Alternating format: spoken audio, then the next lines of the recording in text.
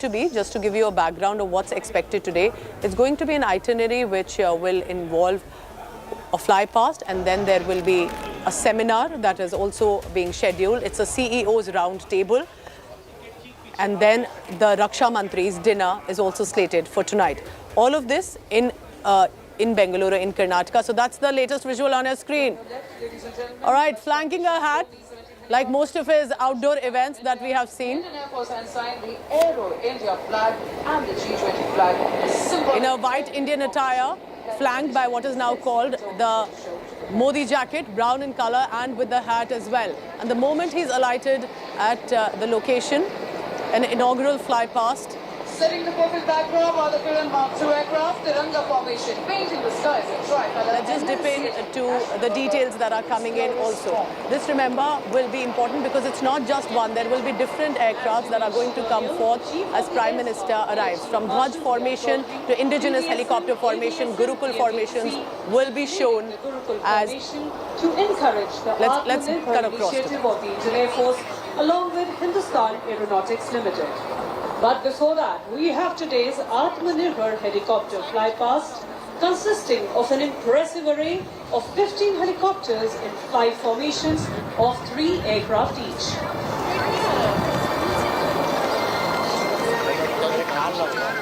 Displaying the indigenously developed rotary might of HAL and Indian Armed Forces are going to be the light utility helicopter beam, LH Mark III Dutch of Indian Coast Guard, LH Mark IV Rudra of Indian Army, the light combat helicopter Prachand, and LH Mark I Dhruv of the Indian Air Force. These helicopters are a testimony to India's Atmanirbharta in defense sector.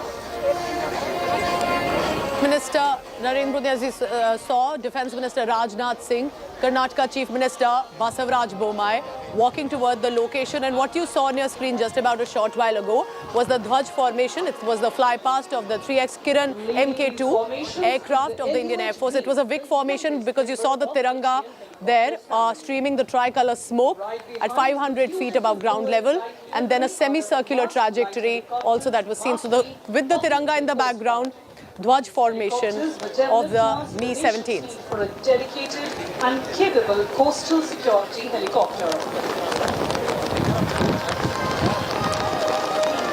Youngest member of HAL helicopter family. Right behind the beautiful blue and white livery are the advanced light helicopters Mark III of the Indian Coast Guard. These helicopters were developed towards the Indian Army, known as the Rudra. They are an advanced and armed variant of advanced light helicopter developed for attack role, close air support and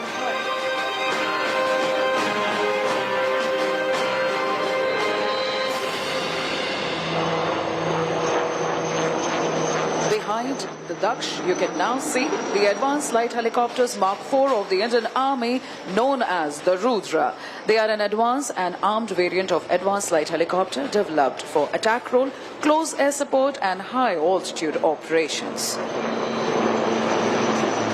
Next in line are the light combat helicopters Prachand of the Indian Air Force. This indigenous helicopter has been designed to operate at very high altitudes.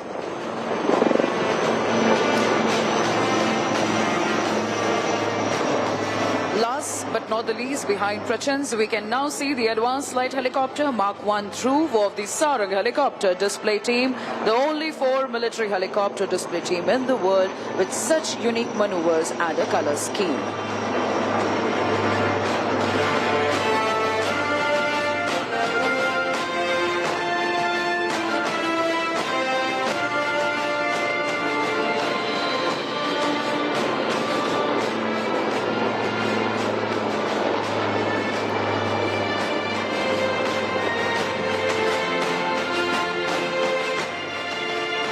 Next formation will be the Gurukul formation. In the lead, we will have the light combat aircraft flown by the Chief of the Air Staff, Air Chief Marshal V.R. Chaudhary, PVSM, AVSM, VM, ADC, along with Group Captain Prashant.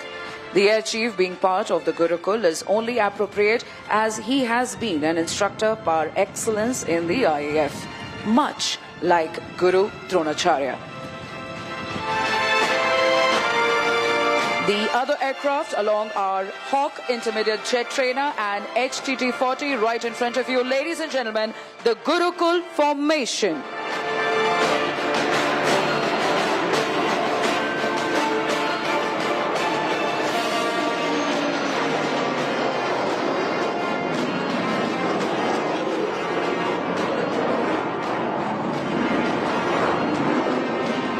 Always accompanied by dedicated.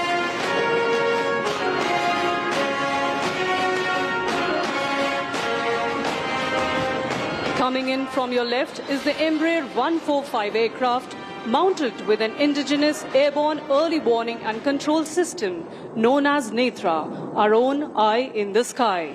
This high-value aerial asset is always accompanied by dedicated fire escorts to shoot down any potential threats during wartime.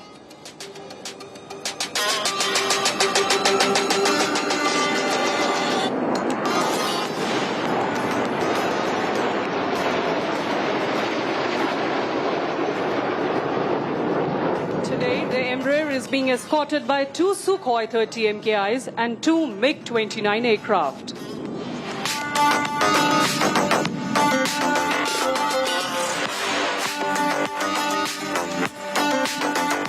Showing the fighter might of the Indian Air Force. Now is the next formation named Arjun. Coming up from your right, the formation consists of 4 types of fighter aircraft, the MiG-29, Rafale, Jaguar and Mirage 2000. Ladies and gentlemen, from your right, the Arjun formation.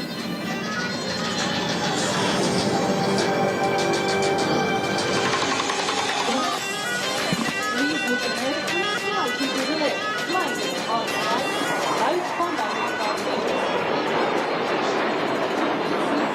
One is in the lightest aircraft that's classing the world in the attacks from the punch. Ladies and gentlemen, the Tejas. Please look ahead and slightly to the left. Flying in are the 90 light combat aircraft Tejas.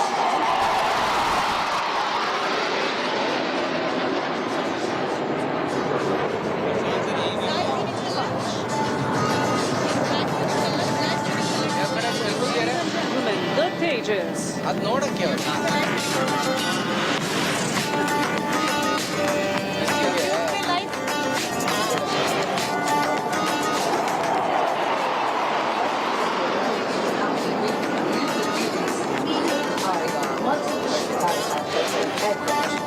This military delegation combines superior performance and reliability with an advanced mission system that ensures maximum interoperability in the future battle space. Coming up from your right now will be the Indian Navy's P-8I multi-mission maritime patrol aircraft.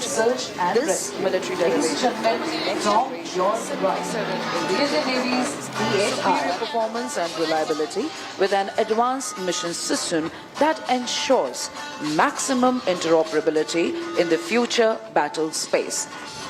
The aircraft undertakes a wide range of missions including ISR, anti-submarine warfare and search and rescue. Ladies and gentlemen, from your right, the Indian Navy's P-8I.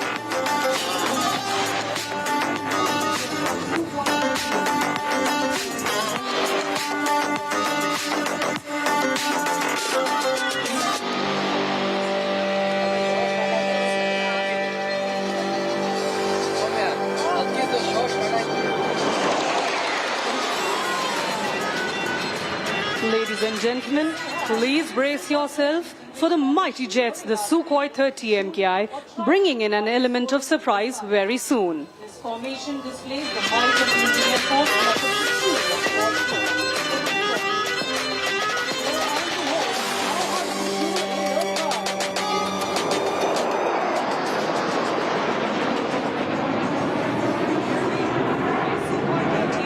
formation pulling up, making a Trishul or trident while soaring in the skies. This formation displays the might of the Indian Air Force like a Trishul of Lord Shiva, the destroyer. Lo and behold, you now have a Trishul in the sky.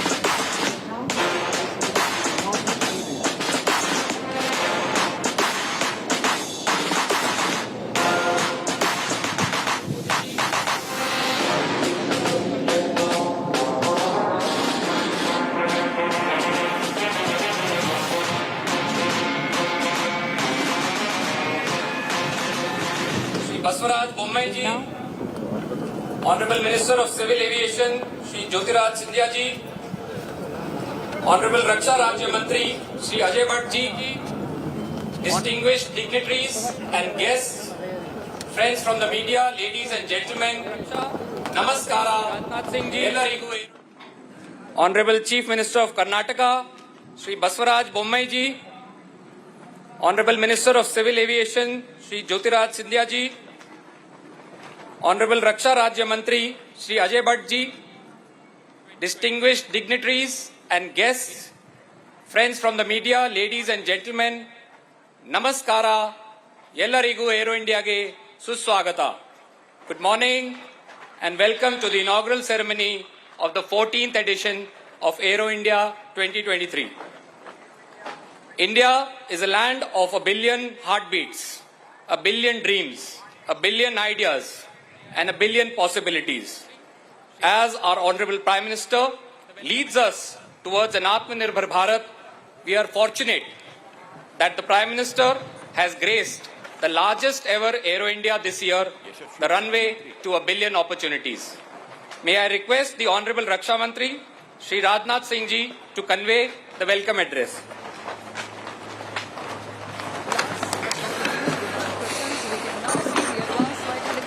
देश के यशस्वी प्रधानमंत्री आदरणीय Narendra Modi ji, governor of Karnataka Shri Thaawarchand ji Gehlot, chief minister of Karnataka Shri Basavaraj ji Bommai, union minister of civil aviation Shri Jyotiraditya ji Scindia, Shri Ajay Bhatt ji, रक्षा राज्य मंत्री, honourable defence ministers and other participants from friendly countries, general Anil Chauhan, chief of defence staff, तीनों services के हमारे chief, admiral R Harikumar, chief of naval staff, air chief marshal we are Chaudhari, chief of air staff, general Manoj Pande, chief of army staff, Shri Girdhar Aramane, defence secretary, अन्य गणमान्य प्रतिनिधि और अधिकारी वर्ग, media के मित्रों, देवियों व सज्जनों, एल्लारुगु नमस्कारा। आज एरो इंडिया 2023 के उद्घाटन समारोह के महत्वपूर्ण अवसर पर हमारे माननीय प्रधानमंत्री जी का हम सब के बीच होना हम सब के लिए एक प्रसन्नता का विषय है।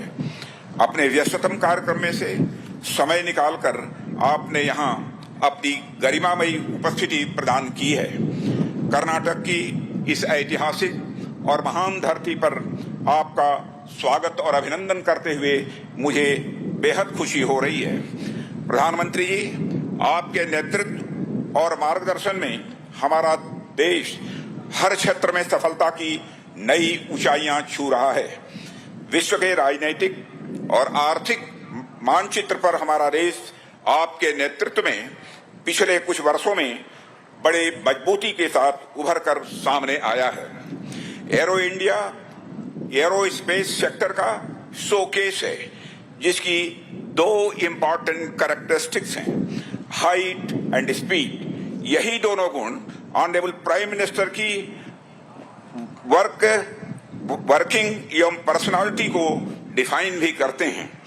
Height of integrity and commitment for India, speed of decision making and delivering results. विश्व के आकाश में भारत एक ऐसे सितारे के रूप में उभरा है जो न केवल स्वयं जगमगा रहा है, बल्कि औरों को भी अपनी आभा से आलोकित कर रहा है। इन सब के पीछे अगर कोई प्रेरक शक्ति है तो वह है आपके आह्वान की शक्ति, आपके संकल्प की शक्ति और आपके लोक कल्याण के प्रति समर्पण की शक्ति। देवियों व सज्जनों, आज हमारा रक्षा क्षेत्र अपनी पूरी तन्मयता के साथ राष्ट्र के सशक्तिकरण के पथ पर अग्रसर है। हमारे रक्षा क्षेत्र ने पिछले कुछ वर्षों में एक लंबी यात्रा तय की है। इस यात्रा में रक्षा क्षेत्र ने सफलता के अनेक पड़ाव पार किए हैं, जो आगे चलकर रक्षा क्षेत्र की मजबूती के स्तंभ बने हैं। एरो इंडिया भी उन्हीं स्तंभों में से एक है, जिसने कदम दर कदम भारतीय रक्षा क्षेत्र को मजबूती प्रदान की है और इसे दुनिया में एक नई पहचान भी दी है। साथियों, कर्नाटक की भूमि धर्म, दर्शन, अध्यात्म, शौर्य, पराक्रम और विज्ञान की यह भूमि रही है। यह प्रदेश इंडस्ट्रियलाइजेशन में पायनियर रहा है और हमारे देश की इकोनॉमिक ग्रोथ में योगदान देने वाले सबसे प्रमुख राज्यों में से एक है। ऐसे में एरो इंडिया के आयोजन के लिए यह बेहद उपयुक्त स्थान है। पिछले एक सप्ताह में 3 अलग अलग कार्यक्रमों में मुझे प्रधानमंत्री जी का स्वागत करने का अवसर मिला है। पहला तुमकुरु, दूसरा लखनऊ और तीसरा आयोजन आज बेंगलुरु में संपन्न हो रहा है। इनमें तीनों ही कार्यक्रम इंडस्ट्रियल और इकोनॉमिक ग्रोथ से संबंधित रहे हैं, जिसमें से 2 तो कर्नाटक राज्य से ही जुड़े हुए हैं। इससे हमें क्या देखने को मिलता है? इससे यह देखने को मिलता है कि देश के इंडस्ट्रियल और इकोनॉमिक ग्रोथ के प्रति प्रधानमंत्री जी का कमिटमेंट कितना स्ट्रांग है। साथियों, एरो इंडिया का यह आयोजन देश के, विशेषकर कर्नाटक राज्य के इंडस्ट्रियल और इकोनॉमिक ग्रोथ के प्रति आपके कमिटमेंट का एक एक्सप्रेशन है। प्रधानमंत्री जी, कर्नाटक की भूमि चंदन की भूमि है। जिस तरह यहाँ के चंदन की सुगंध देश दुनिया में दूर दूर तक फैलती है, उसी तरह यहाँ आयोजित होने जा रहे एरो इंडिया के माध्यम से भारत की रक्षा क्षमताओं की प्रसिद्धि दूर दूर तक फैलेगी, ऐसा मेरा विश्वास है।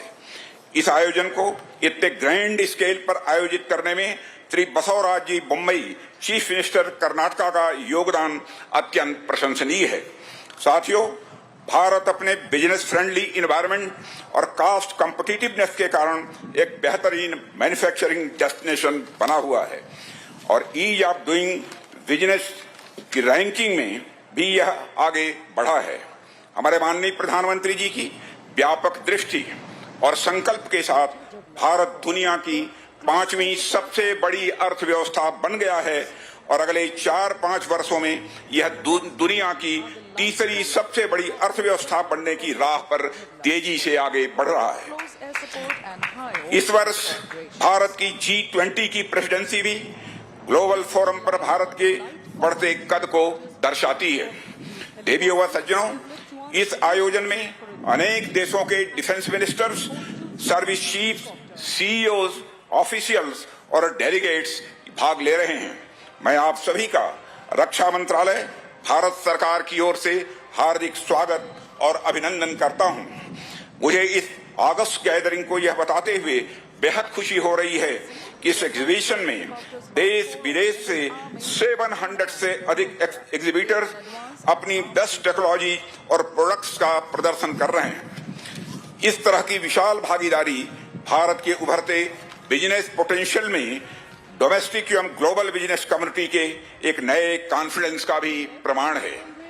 मैं आप सभी से डिफेंस मैन्युफैक्चरिंग हब बनने की ओर भारत की यात्रा में सहयात्री बनने का भी आह्वान करता हूं। अंत में एक बार फिर एरो इंडिया 2023 के इस महाकुंभ में हमें अपना मार्गदर्शन देने के लिए, यहाँ उपस्थित होने के लिए प्रधानमंत्री जी का हृदय से आभार व्यक्त करता हूं। अतिथियों को हमारे यहाँ भगवान का दर्जा दिया गया है। मैं देश विदेश से पधारे देवतुल्य सभी आगंतुकों की उत्साहजनक भागीदारी के लिए धन्यवाद देते हुए यहीं पर अपना निवेदन समाप्त करता हूं। आप सबको बहुत बहुत धन्यवाद।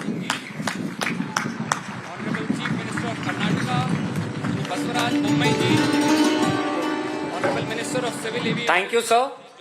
May I request the Honorable Chief Minister of Karnataka, Shri Baswaraj Bommai ji, to kindly address the August gathering. Honorable Chief Minister of Karnataka,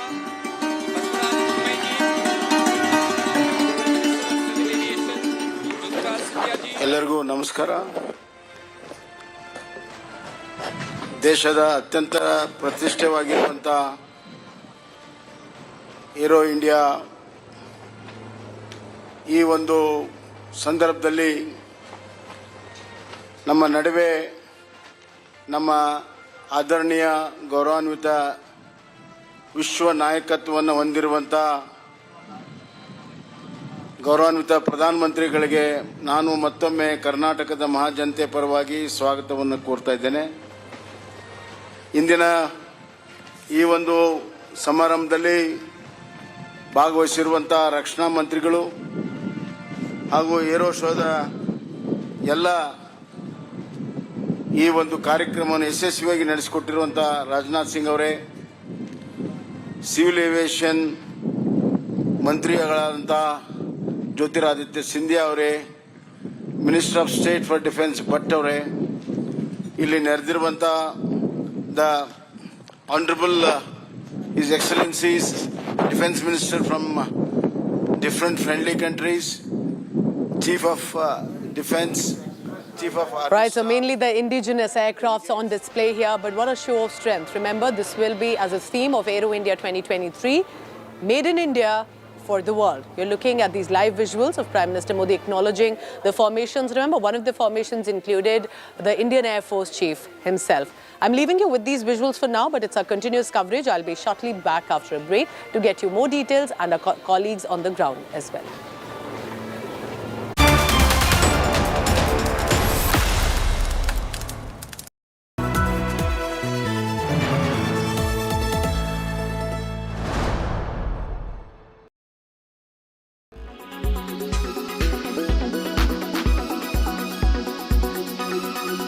Roses, gifts, mushy letters, soft toys, yawn, yawn, and a very big yawn.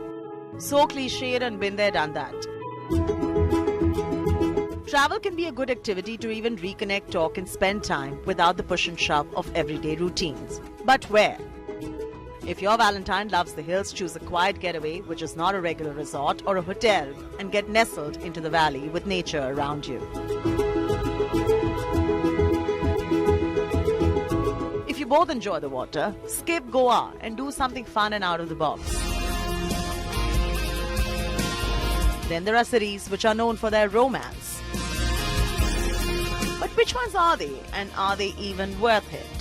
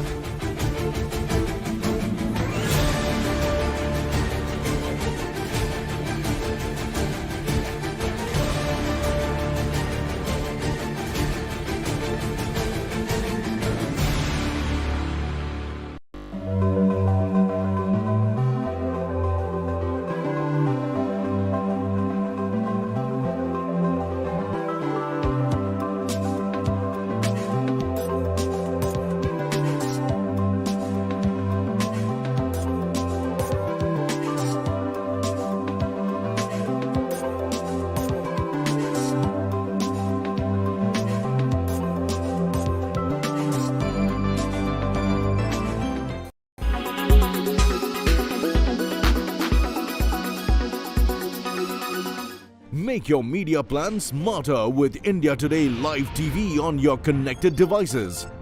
Amplify your brand with 100 million smart internet viewers. To advertise, mail us at sales@aajtak.com.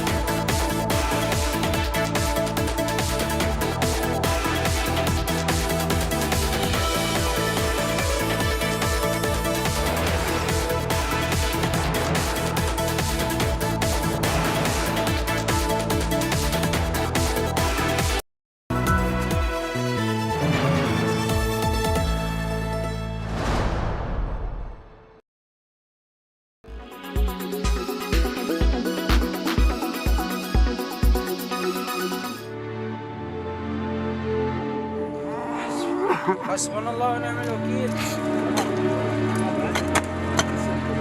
the cold winter of Feb, Turkey and Syria were hit by earthquakes that have caused long-lasting pain and damage to the nations.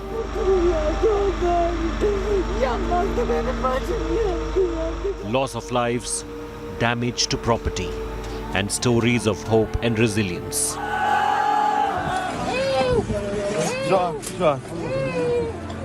But it is going to take a lot more to tide over this crisis, since experts say, while it is hard to predict what will happen next, every earthquake sequence is different. For the vast majority of the time, earthquakes decrease in power over time relative to the main shock. But it could last days, hours, months, even years.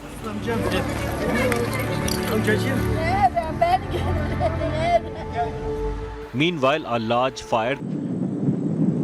मुख्यमंत्री श्री, रक्षा मंत्री राजनाथ सिंह जी, मंत्रिमंडल के मेरे अन्य सदस्य, देश विदेश से आए डिफेंस मिनिस्टर्स,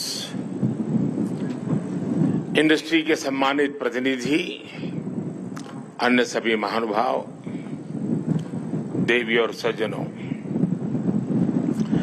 मैं एरो इंडिया के रोमांचक पलों का गवाह बन रहे सभी साथियों का अभिनंदन करता हूं।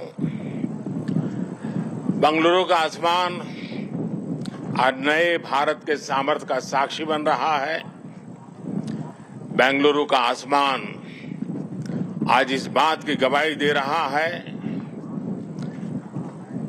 कि नई ऊंचाई, नए भारत की सच्चाई है।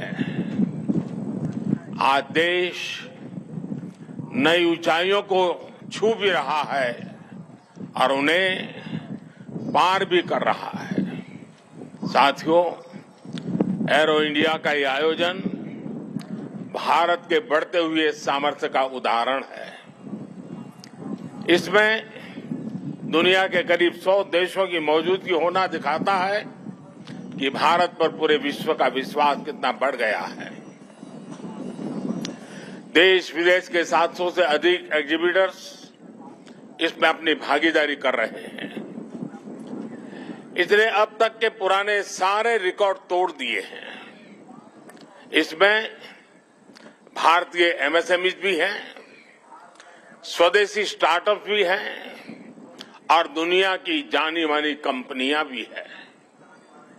यानी एरो इंडिया की theme the runway to a billion opportunities, जमीन से लेकर आकाश तक हर तरफ नजर आ रही है। मेरी कामना है आत्मनिर्भर होते भारत की ये ताकत ऐसे ही बढ़ती रहे। साथियों, यहां एरो इंडिया के साथ ही डिफेंस मिनिस्टर्स कॉन्क्लेव और सीईओज राउंड टेबल, इसका भी आयोजन किया जा रहा है। दुनिया के विभिन्न देशों की सहभागिता, सीईओज की ये सक्रिय भागीदारी एरो इंडिया के ग्लोबल पोटेंशियल को और बढ़ाने में मदद करेगी। ये मित्र देशों के साथ भारत की विश्वसनीय भागीदारी को आगे ले जाने का भी एक माध्यम बनेगा। मैं इन सभी इनिशिएटिव्स के लिए डिफेंस मिनिस्ट्री और इंडस्ट्री के साथियों का अभिनंदन करता हूं। साथियों, एरो इंडिया एक और वजह से बहुत खास है। ये कर्नाटका जैसे भारत के टेक्नोलॉजी और टेक्नोलॉजी की दुनिया में जिसकी महारत है, एडवांस है, ऐसे राज्य कर्नाटका में हो रहा है। इससे एरोस्पेस और डिफेंस में नए अवसर पैदा होंगे। इससे कर्नाटका के युवाओं के लिए नई संभावनाएं खुलेगी। मैं कर्नाटका के युवाओं से भी आह्वान करता हूं, टेक्नोलॉजी को फील्ड में आपको जो महारत हासिल है उसे रक्षा क्षेत्र में देश की ताकत बनाइए। आप इन अवसरों से ज्यादा जुड़ेंगे तो डिफेंस में नए इनोवेशंस का रास्ता खुलेगा। साथियों, जब कोई देश नई सोच, नई अप्रोच के साथ आगे बढ़ता है तो उसकी व्यवस्थाएं भी नई सोच के हिसाब से ढलने लगती है। एरो इंडिया का ये आयोजन आज नए भारत की नई अप्रोच को भी रिफ्लेक्ट करता है। एक समय था जब इसे केवल एक शो या एक प्रकार से सेल्फ टू इंडिया की एक विंडो भर माना जाता था। बीते वर्षों में देश ने इस परसेप्शन को भी बदला है। आज एरो इंडिया केवल एक शो नहीं है, ये इंडिया की स्ट्रेंथ भी है। आज ये इंडियन डिफेंस इंडस्ट्री के स्कोप को भी फोकस करता और सेल्फ कॉन्फिडेंस को भी फोकस करता है। ऐसा इसलिए क्योंकि आज दुनिया की डिफेंस कंपनियों के लिए भारत केवल एक मार्केट ही नहीं है, भारत आज एक पोटेंशियल डिफेंस पार्टनर भी है। ये पार्टनरशिप उन देशों के साथ भी है जो डिफेंस सेक्टर में काफी आगे हैं। जो देश अपनी रक्षा जरूरतों के लिए एक भरोसेमंद साथी तलाश रहे हैं, भारत उनके लिए भी एक बेहतर पार्टनर बनकर आज उभर रहा है। हमारी टेक्नोलॉजी इन देशों के लिए कॉस्ट इफेक्टिव भी है और क्रेडिबल भी है।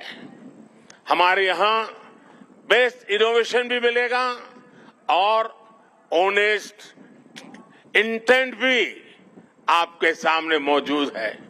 साथियों, हमारे यहाँ कहा जाता है प्रत्यक्षम किम प्रमाणम, अर्थात प्रत्यक्ष को प्रमाण की आवश्यकता नहीं होती। आज भारत की संभावनाओं का, भारत के सामर्थ्य का प्रमाण हमारी सफलताएं दे रही है। आज आकाश में गर्जना करते Tejas fighter planes make in India के सामर्थ्य का प्रमाण है। आज हिंद महासागर में मुस्तैद aircraft carrier INS Vikrant make in India के विस्तार का प्रमाण है। गुजरात के बड़ौदा में C-295 की मैन्युफैक्चरिंग फैसिलिटी हो या तुमकुर में HAL के हेलीकॉप्टर यूनिट हो, ये आत्मनिर्भर भारत का वो बढ़ता सामर्थ्य है जिसने भारत के साथ साथ विश्व के लिए नए विकल्प और बेहतर अवसर जुड़े हैं। साथियों, 21वीं सदी का नया भारत अब न कोई मौका खोएगा और न ही अपनी मेहनत में कोई कमी रखेगा। हम कमर कस चुके हैं। हम रिफॉर्म्स का रास्ते पर हर सेक्टर में रिवॉल्यूशन ला रहे हैं। जो देश दशकों से सबसे बड़ा डिफेंस इंपोर्टर था, वो अब दुनिया के 75 देशों को डिफेंस इक्विपमेंट एक्सपोर्ट कर रहा है।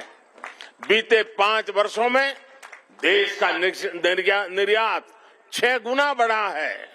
2021-22 में हमने अब तक के रिकॉर्ड 1.5 बिलियन डॉलर से ज्यादा के एक्सपोर्ट को, उस आंकड़ों को हमने पार कर लिया है। फ्रेंड्स, आप भी जानते हैं कि डिफेंस एक ऐसा क्षेत्र है जिसकी टेक्नोलॉजी को, जिसकी मार्केट को और जिसके बिजनेस को सबसे कॉम्प्लिकेटेड माना जाता है। इसके बावजूद भारत ने बीते 8-9 साल के भीतर अपने यहाँ डिफेंस सेक्टर का कायाकल्प कर दिया है। इसलिए हम इसे अभी केवल एक शुरुआत मानते हैं। हमारा लक्ष्य है कि 2024-25 तक हम एक्सपोर्ट के इस आंकड़े को 1.5 बिलियन से बढ़ाकर $5 बिलियन तक ले जाएंगे। इस दौरान किए गए प्रयास भारत के लिए एक लॉन्च पैड की तरह काम करेंगे। अब यहां से भारत दुनिया के सबसे बड़ा डिफेंस मैन्युफैक्चरिंग देशों में शामिल होने के लिए तेजी से कदम बढ़ाएगा और इसमें हमारे प्राइवेट सेक्टर और इन्वेस्टर्स की महत्वपूर्ण भूमिका रहने वाली है। आज मैं भारत के प्राइवेट सेक्टर से आह्वान करूंगा कि ज्यादा से ज्यादा भारत के डिफेंस सेक्टर में इन्वेस्ट करें। भारत में डिफेंस सेक्टर में आपका हर इन्वेस्टमेंट भारत के अलावा दुनिया के अनेक देशों में एक प्रकार से आपका व्यापार कारोबार के नए रास्ते बनाएगा। नई संभावनाएं, नए अवसर सामने हैं। भारत का प्राइवेट सेक्टर को इस समय को जाने नहीं देना चाहिए। साथियों, अमृत काल का भारत एक फाइटर पायलट की तरह आगे बढ़ रहा है। एक ऐसा देश जिससे ऊंचाइयां छूने से डर नहीं लगता, जो सबसे ऊंची उड़ान भरने के लिए उत्साहित है। आज का भारत तेज सोचता है, दूर की सोचता है और तुरंत फैसले लेता है। ठीक वैसे ही जैसे आकाश से उड़ान भरने वाला एक फाइटर पायलट करता है। और सबसे महत्वपूर्ण बात, भारत की रफ्तार चाहे जितनी तेज हो, चाहे वो कितनी भी ऊंचाई पर क्यों न हो, वो हमेशा अपनी जड़ों से जुड़ा रहता है। उसे हमेशा ग्राउंड सिचुएशन की जानकारी रहती है। यही तो हमारे पायलट भी करते हैं। एरो इंडिया की गगनभेदी गर्जना में भी भारत के रिफॉर्म, परफॉर्म और ट्रांसपोर्ट की गूंज है। आज भारत में जैसी निर्णायक सरकार है, जैसी स्थायी नीतियां हैं, नीतियों में जैसी साफ नीयत है, वो अभूतपूर्व है। हर इन्वेस्टर को भारत में बने इस सपोर्टिव माहौल का खूब लाभ उठाना चाहिए। आप भी देख रहे हैं कि ईज ऑफ डूइंग बिजनेस की दिशा में भारत में किए गए रिफॉर्म की चर्चा आज पूरी दुनिया में हो रही है। हमने ग्लोबल इन्वेस्टमेंट और इंडियन इनोवेशन के अनुकूल माहौल बनाने के लिए हमने कई कदम उठाए हैं। भारत के डिफेंस सेक्टर में फॉरेन डायरेक्ट इन्वेस्टमेंट को मंजूरी देने के नियमों को आसान बनाया गया है। अब कई सेक्टर में एफडीआई को ऑटोमेटिक रूट से मंजूरी मिली है। हमने उद्योगों को लाइसेंस देने की प्रक्रिया को सरल बनाया है, उसकी वैलिडिटी बढ़ाई है ताकि उन्हें एक ही प्रोसेस को बार बार न दोहराना पड़े। अभी 10-12 दिन पहले भारत का जो बजट आया है उसमें मैन्युफैक्चरिंग कंपनियों को मिलने वाले टैक्स बेनिफिट को भी बढ़ाया गया है। इसका फायदा डिफेंस सेक्टर से जुड़ी कंपनियों को भी होने वाला है। साथियों, जहां डिमांड भी हो, कैपेबिलिटी भी हो और एक्सपीरियंस भी हो, नेचुरल प्रिंसिपल कहता है कि वहां इंडस्ट्री दिनों दिन और आगे बढ़ेगी। मैं आपको भरोसा दिलाता हूं कि भारत में डिफेंस सेक्टर को मजबूती देने का सिलसिला आगे और भी तेज गति से बढ़ेगा। हमें साथ मिलकर इस दिशा में आगे बढ़ना है। मुझे विश्वास है आने वाले समय में हम एरो इंडिया के और भी भव्य और शानदार आयोजन के गवाह बनेंगे। इसी के साथ आप सभी का एक बार फिर बहुत बहुत धन्यवाद करता हूं और आप सबको अनेक अनेक शुभकामनाएं देता हूं। भारत माता की जय।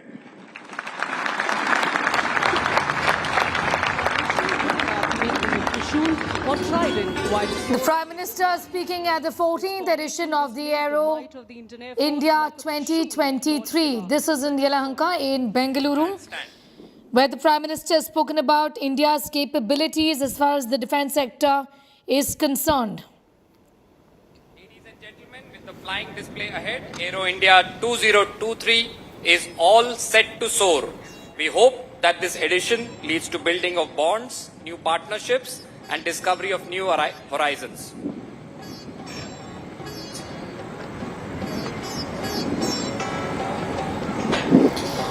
Aero India is a showcase of airspace that has two important characteristics essentially, which is height and speed. This is what the Prime Minister has spoken about. He spoke about also, the Defence Minister also, who is at the event, spoke about the height of integrity and commitment for India, speed of decision making and delivering results.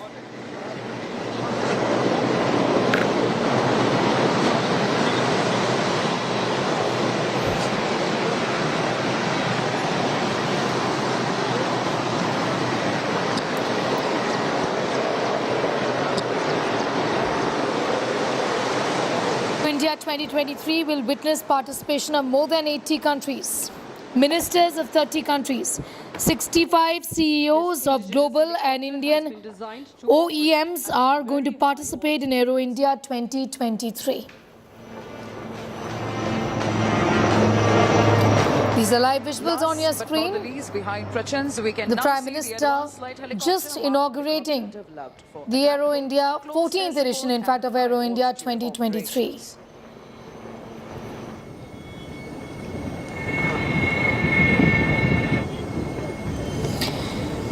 Aero India 2023 exhibition is going to witness the participation of more than 800 defense companies, including 100 foreign and 700 Indian companies.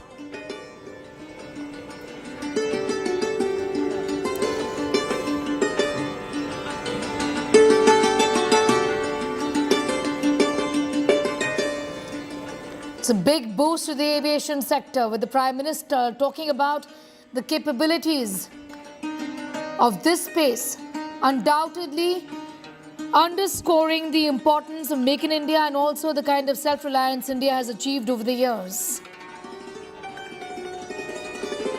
The Defence Minister also said that in the global sky, India has emerged as a star which is not only shining but illuminating others with its glow.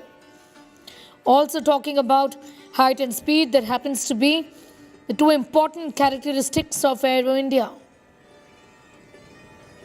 He also, in fact, said that these were qualities that define the working and personality of the Prime Minister. Sagai Raj has more details on that big story that we are tracking closely. Sagai, the Prime Minister with his speech also has just inaugurated the show. Get us up to speed with what's the mood really like at Yelahanka right now as we speak, and also what to expect in the next few moments from now.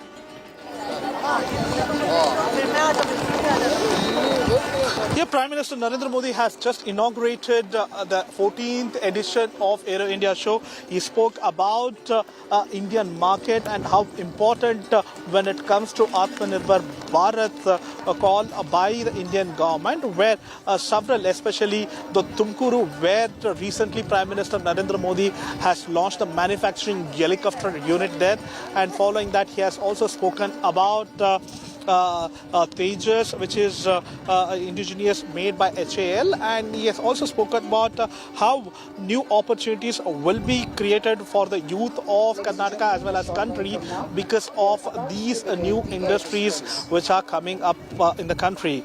And as we speak now, there might be aerobatics and maneuvering which will start now, where Prime Minister Narendra Modi, along with Governor Thawarchand Gehlot, Civil Aviation Minister Jyotiraditya Scindia, Defence Minister Rajnath Singh, and several other dignitaries are going to watch the aerobatics, which will be performed now as we speak. Now, the first aerobatic is from Sukhoi 30.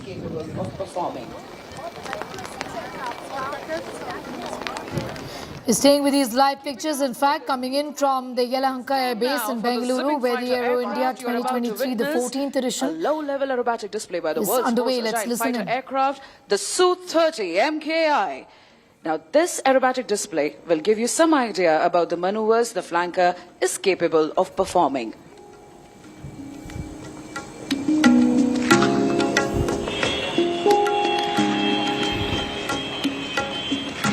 Pilot in command today will be Wing Commander Aditya Suhag, Flight Commander of 222 Squadron, which is a maritime BrahMos squadron. Along with him as WSO is Flight Lieutenant Jaipreet.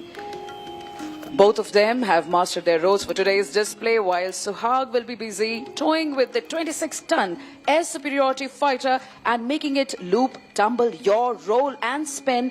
Jaipreet would be monitoring the fighter's critical parameters like height, speed and engine.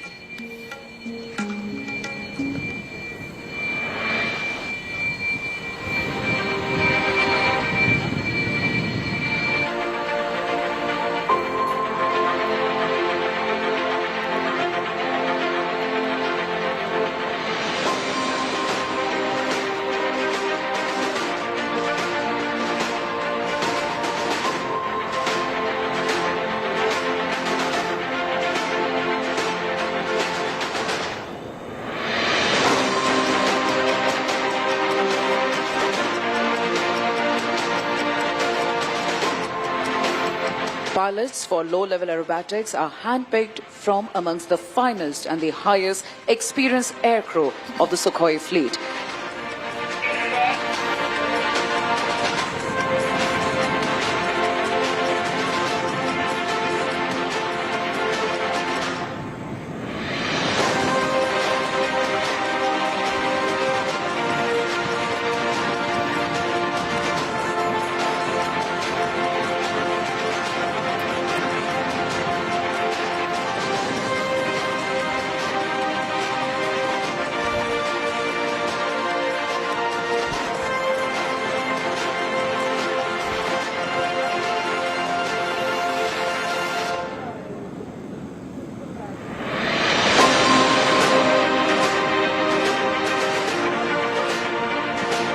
We are standby for the mighty Sukhois to take off right in front of you.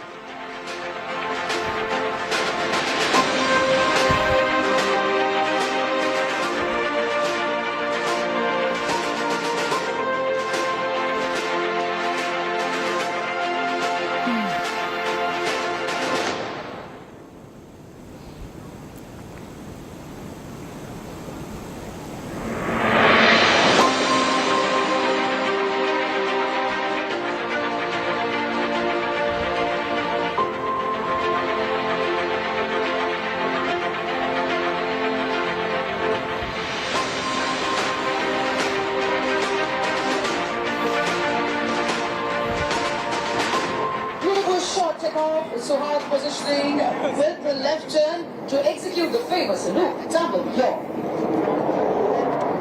Rolling now. The deafening roar of the engines of the mighty Sukhoi taking off.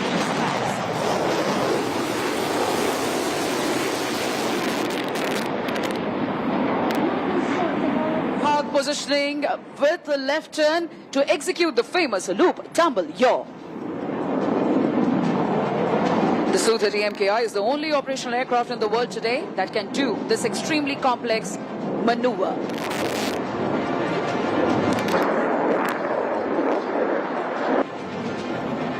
Taking the center stage now, ready to pull up. Here he pulls up.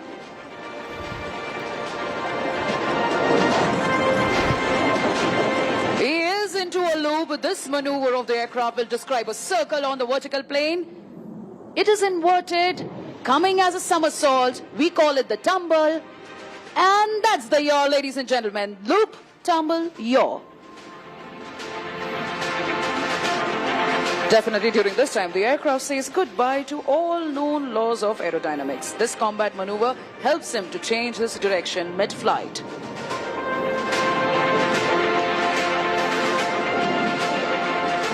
Apart from the sheer flying skill, this exquisite maneuvering was made possible by a combination of thrust-vectored engines and fly-by-wire technology. This time from our right, positioning along the runway, taking you for a rock and roll. Here he goes, spinning right in front of the dais.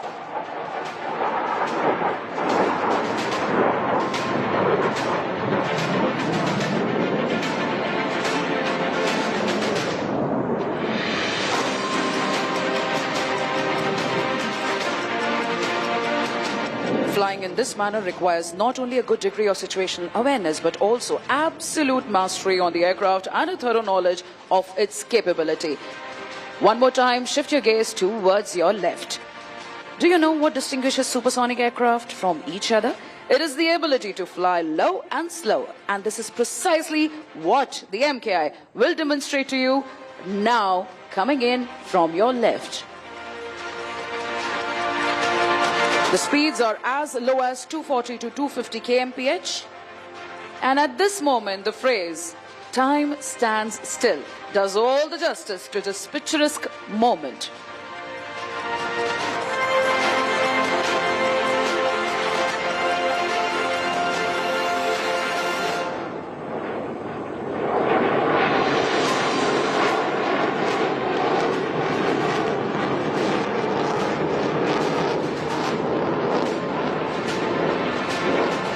For today's display, both Suhag and Jaypreet have mastered their roles and are now ready to showcase yet another unique feature of the aircraft. After the right turn, they are again coming to take the center stage. Keep following the aircraft with a bank. Here he comes, 12 o'clock to us.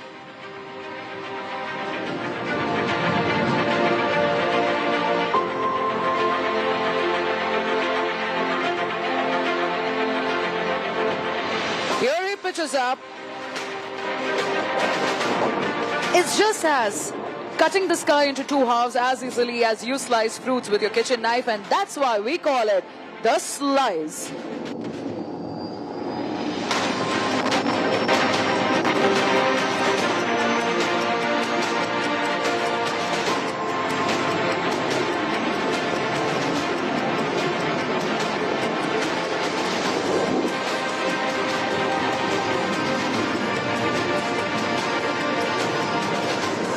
This astounding maneuver was only possible due to the sheer skill of the pilot and the spectacular handling characteristics of the Sukhoi at all speed regimes.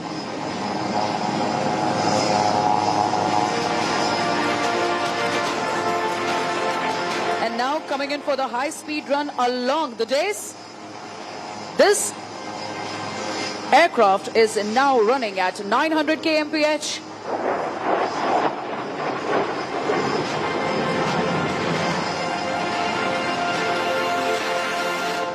And as the saying goes, don't be fooled by the noiseless dash. Thunder always follows the Sukhoi 30 MKI.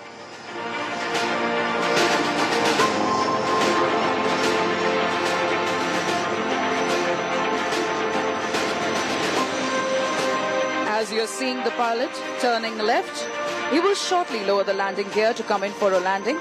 Now generally an aircraft takes the full runway to come to a full stop after landing. However, the fighter will now demonstrate the short landing capability where you will see it complete its role in less than half the runway, coming to a halt well short of you.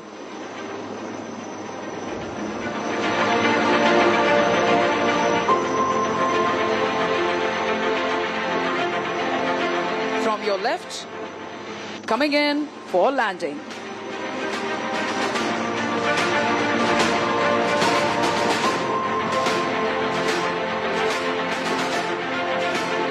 With the grace and all the panache, you're now seeing the aircraft touching down. And now the pilot has deployed the brake parachute to ensure a very short landing run. Ladies and gentlemen, can we hear it loud for very on thunderous yet mighty, the Sukhoi 30 MKI.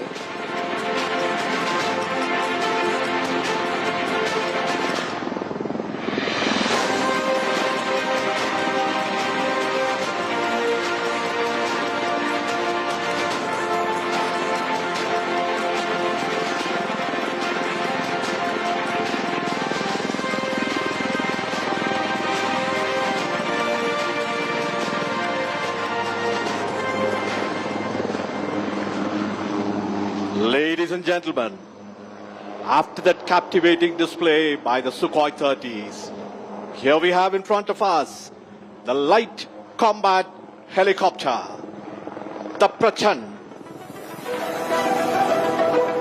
light in weight, this machine carries the punch of a heavyweight. This aircraft has entered operational service, and it is absolutely certain it would live up to its name, the Prachand, the fierce, striking terror in the hearts of the enemy. The display today is being performed by Wing Commander John and Group Captain Rajiv Dubey.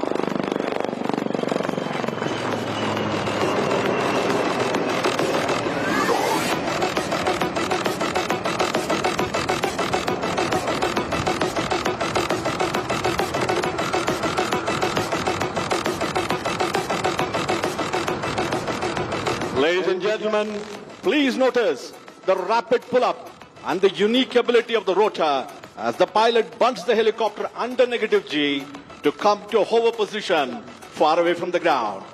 As you can see, this flying machine, the Prachand, has sufficient reserve of engine power and the rotor thrust. The Prachand now is diving sharply, gathers momentum to come in front of us to demonstrate sharp minimum radius turns.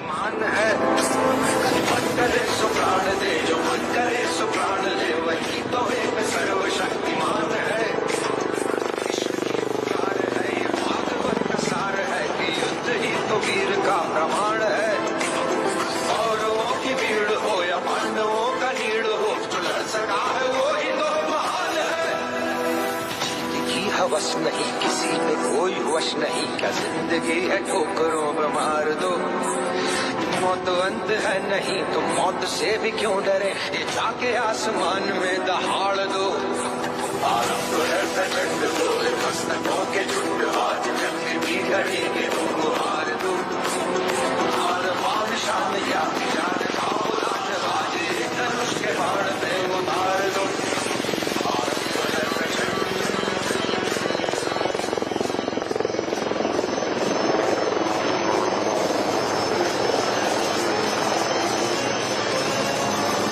Gentlemen, here she is, the light combat helicopter Prachand, right in front of you. It's now readying to perform some lateral movement parallel to the runway, which will culminate in the majestic extreme tail-up maneuver.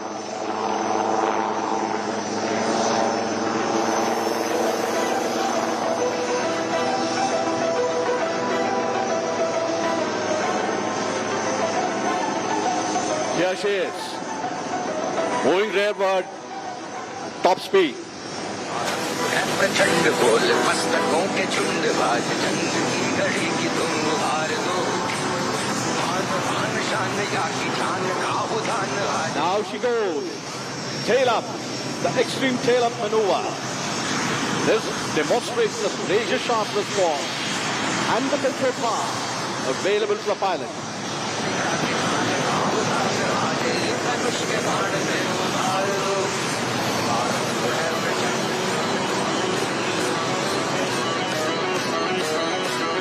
Hindustan Aeronautics Limited has placed India among those very few countries that have capability to design, develop and produce dedicated combat helicopters.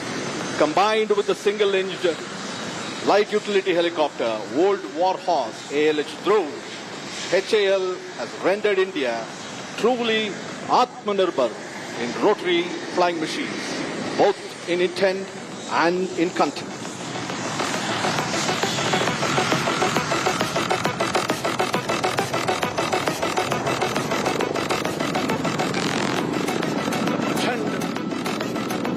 Is doing a rudder turn right in front of us.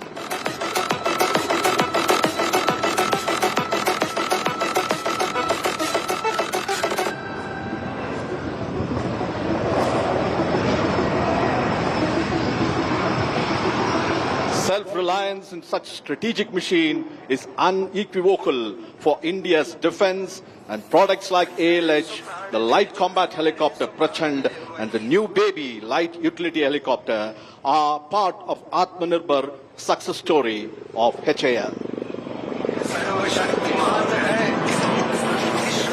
Ladies and gentlemen, please give a warm round of applause as the Prachand is exiting after an enthralling display.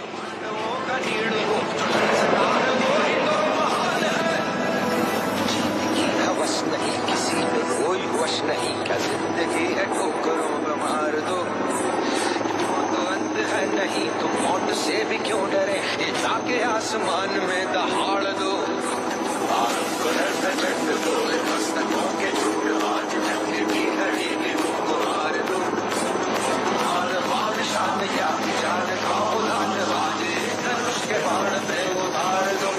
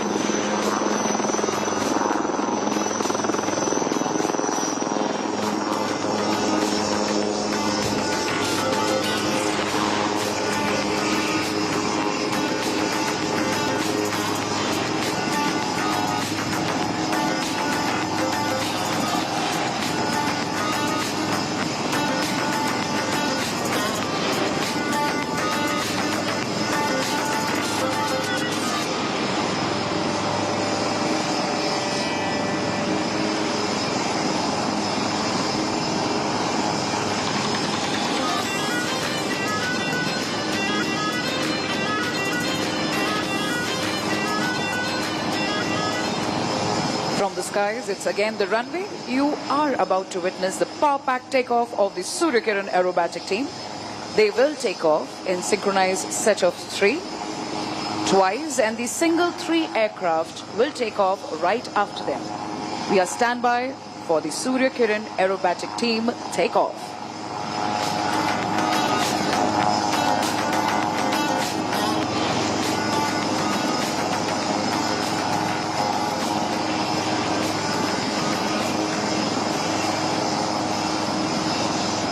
The first 3 set, ladies and gentlemen, taking off right in front of you.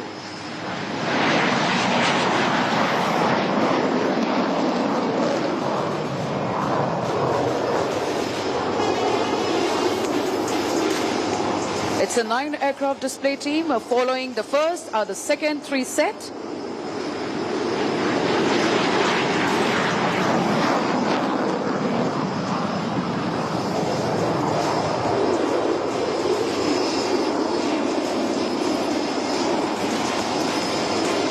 Rolling behind them, the single 3 aircraft.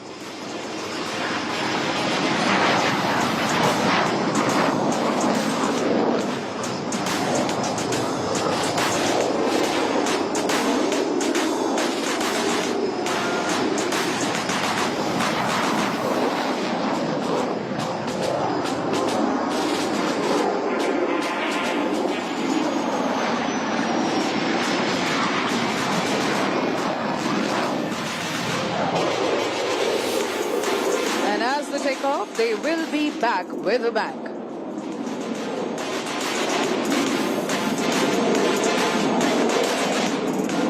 In a short while from now, we will present to you the thrilling, ever-scintillating and heart-stopping air display of the indigenous lightest fighter of the world, Tejas. You will be able to watch the magnificent maneuvers of this aircraft on the screen placed in front of you, showing the live feed provided by DRDO's indigenously developed UAV Tapas.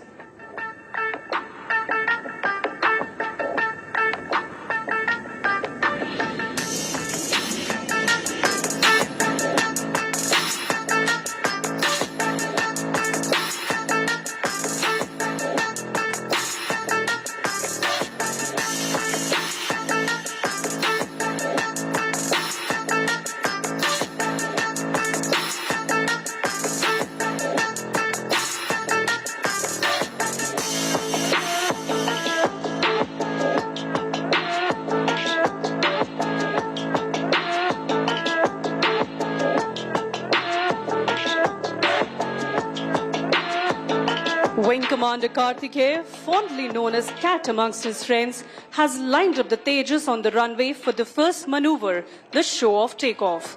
This maneuver is designed to showcase the might of the powerful GE 404 engine. Ladies and gentlemen, Tejas rolling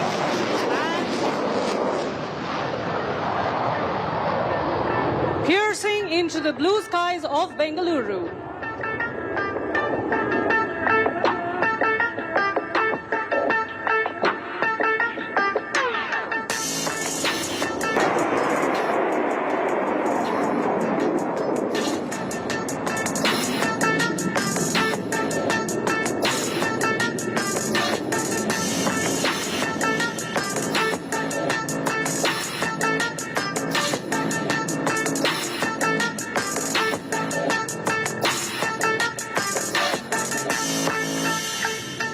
As the aircraft inverts and comes down again for the next maneuver, please brace yourself for the hesitation roll.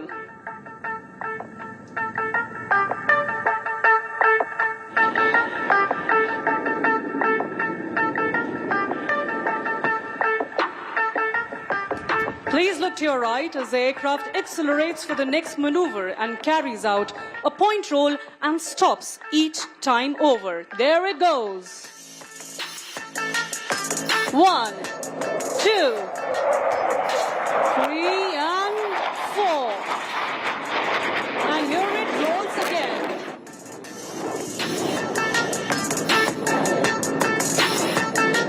Continuing to enthrall you all, it pulls up again to execute the vertical pitch back. Watch the curve as it goes up into the lovely skies and dives down again. Spots an adversary and starts turning like a beast.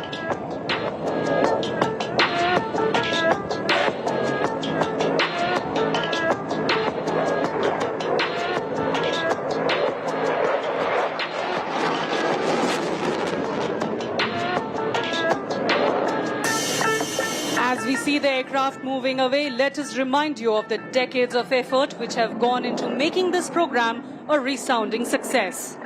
Without the foresight and technical acumen of every individual involved, this success won't have been possible. Please look to your left as Karthikeya prepares to push the aircraft to the other end of its envelope with a red eye negative G turn.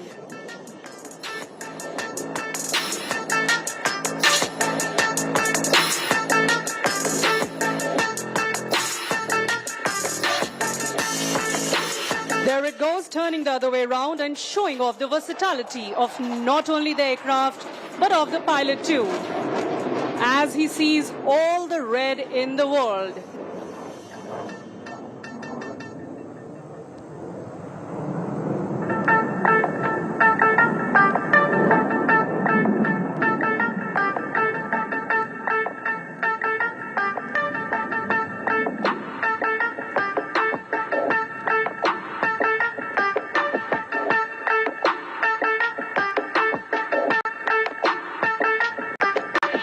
Ladies and gentlemen, please look ahead as the aircraft positions itself square of the desk for the vertical Charlie.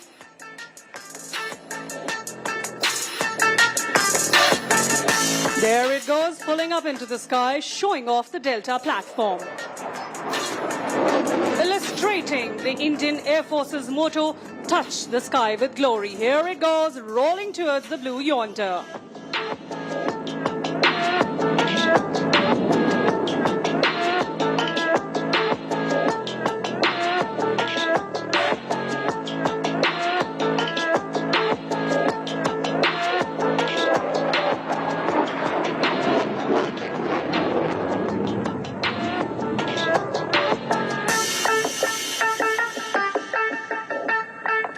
Please look to your left as Karthikeya starts knocking off some speed to greet this wonderful gathering and flying past you at a snail's pace. Ladies and gentlemen, towards your left, Tejas is so slow at a speed of 120 knots that even the winds stop to stare.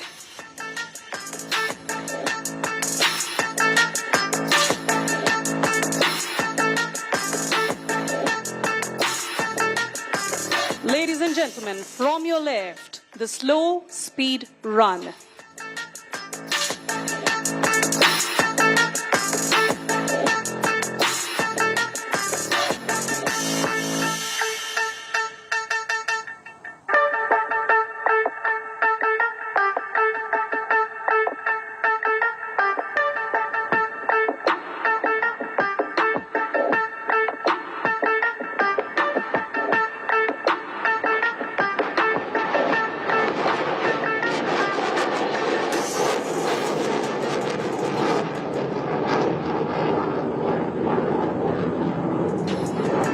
engages the burners of the powerful 4E404 engines, the aircraft rapidly climbs out and positions for the next maneuver of a half roll.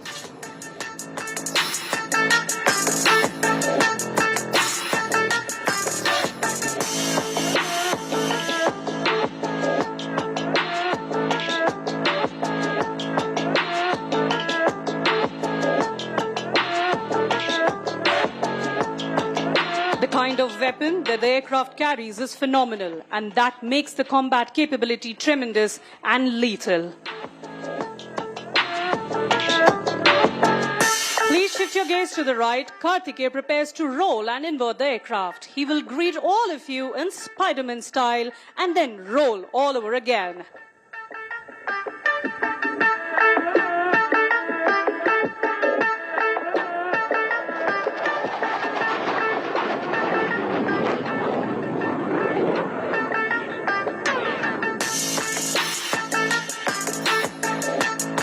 As Wing Commander Karthikeya prepares off and prepares to land, let me tell all of you that with the induction of the Tejas, the Indian Air Force in particular and the Indian aerospace industry as a whole has come a long way in indigenization and self-reliance.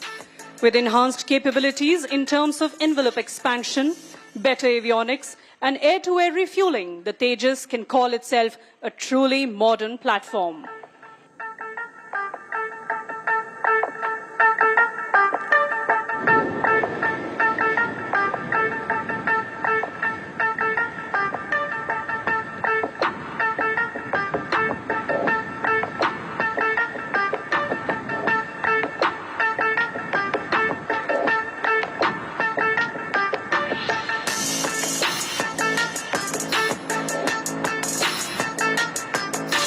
As Karthikeya touches down, I would urge all of you to please give a huge round of applause for our very own Tejas and its braveheart pilots.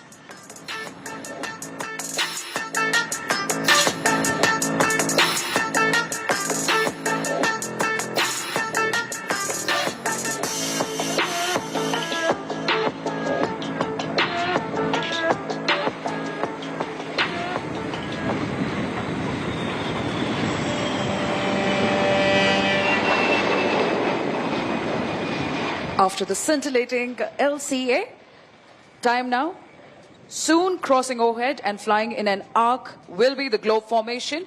Coming in from your left, ladies and gentlemen, now, the C-17 Globemaster along with the Hawks of Surya Kiran Aerobatic Team. C-17 Globemaster is a massive long-haul aircraft that has been tackling distances and oversized loads. Right now, in an arc formation in front of you, the C-17 Globemaster with the Hawks of Surya Kiran Aerobatic Team.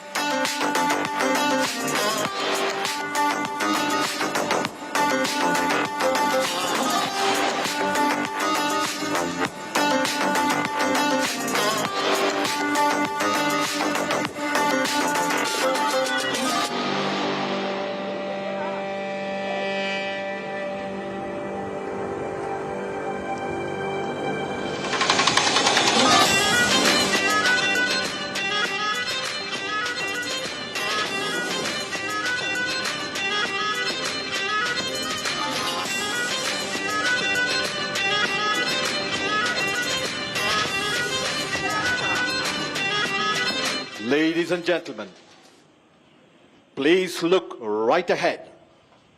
The light utility helicopter. HAL is extremely proud to present here in display its youngest and latest member of the growing helicopter family. A few minutes earlier, this was the aircraft that led that 15 aircraft helicopter Atmanirbhar formation.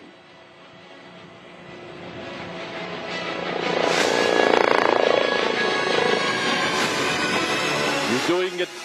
Salute to the dais. The display today is being performed by HAL Chief Test Pilot Wing Commander Unni Pillai along with Wing Commander Bambani. Wing Commander Unni has flown over 8,000 hours over 30 different types of flying machine, both fixed and rotary wing. He has been the CTP, the Chief Test Pilot of Hindustan Aeronautics Limited, for over 14 years in his illustrious career spanning over 38 years both in Indian Air Force and Hindustan Aeronautics Limited.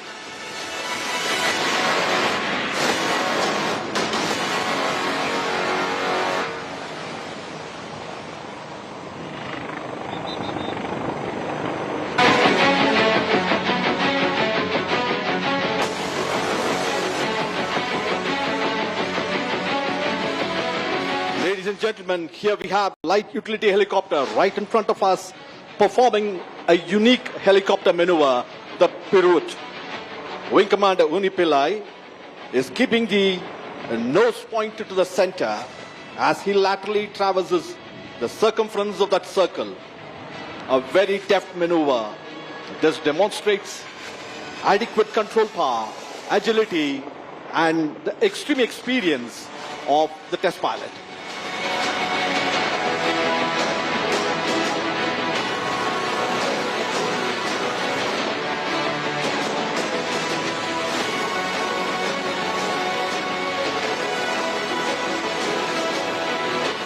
Here they go and perform the extreme tail-up maneuver.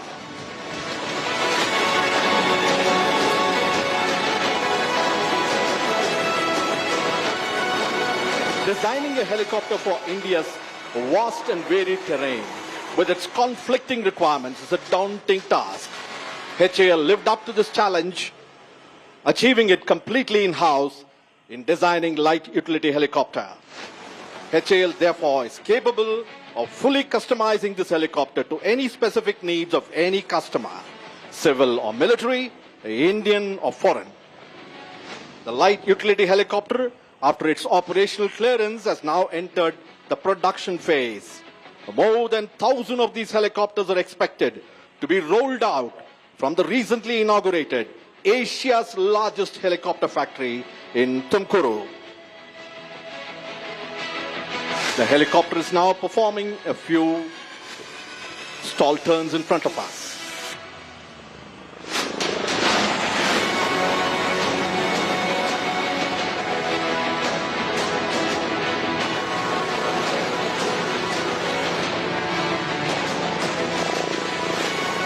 Ladies and gentlemen, the LUH has completed its captivating display in front of us. The display today is more special as it happens to be the final display of HAL Chief Test Pilot Wing Commander Undi.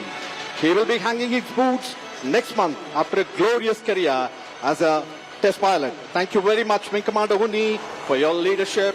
And ladies and gentlemen, please give a warm round of applause, wishing both the man and the machine good luck.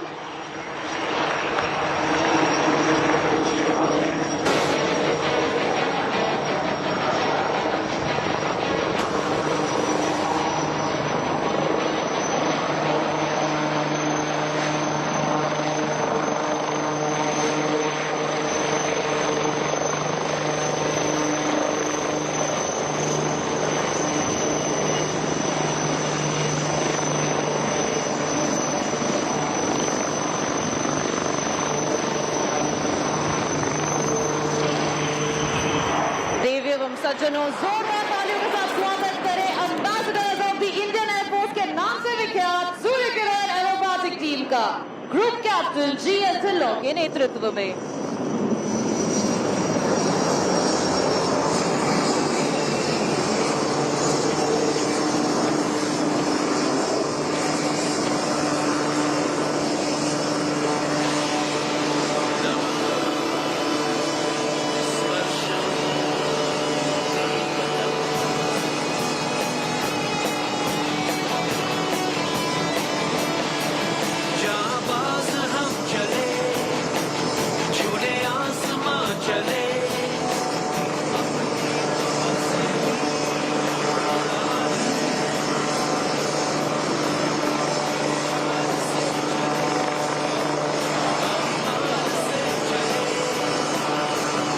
Surya Kiran 7 अब आपकी by ore position हो चुके हैं। आप सब के जोश levels को बढ़ाने देयर इज स्क्वाड्रन लीडर पहला फ्लाइंग इन्वर्टेड।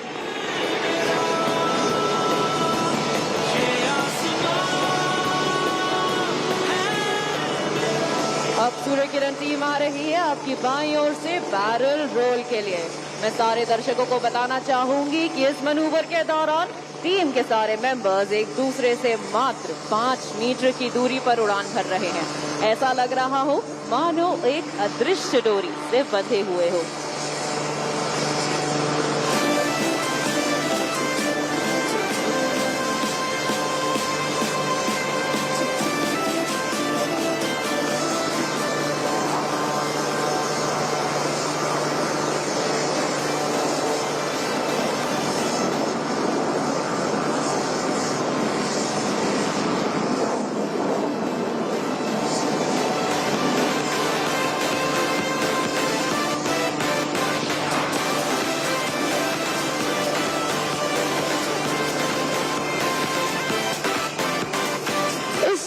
वर्षीय टीम ने करीबन 72 शहरों में 600 से भी अधिक डिस्प्लेस करने का दुर्लभ लक्ष्य प्राप्त किया है और केवल भारत में ही नहीं बल्कि विदेश में भी भारतीय वायुसेना का परचम लहराया है। इनमें से कुछ देश हैं म्यांमार, श्रीलंका, लाओस, चाइना एवं UAE. And that was number 7 buzzing through the skies to carry out a vertical Charlie.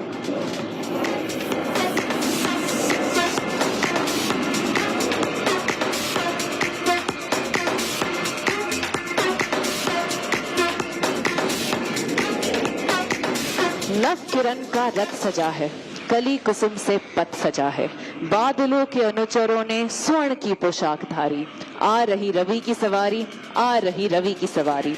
इन्हीं पंक्तियों के साथ अब आप सूर्य किरण टीम को अपने ठीक सामने से अपनी ओर बढ़ता हुआ देख पा रहे हैं। Approaching from straight ahead, the team is now coming for a crossover break, and let's hear out for the leader's call. Correction, break now.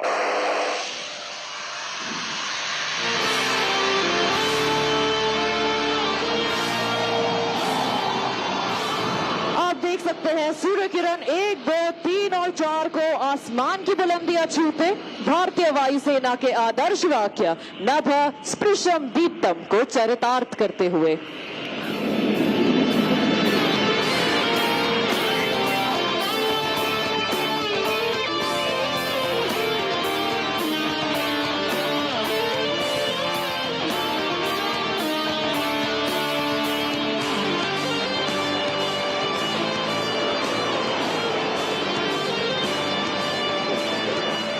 Glossy bright aircraft that you just saw in the skies are kept ready to fly by our maintenance team, led by Wing Commander Rana, Wing Commander Negi, Squadron Leader Dayal and Master Warrant Officer Kuldeep Kumar.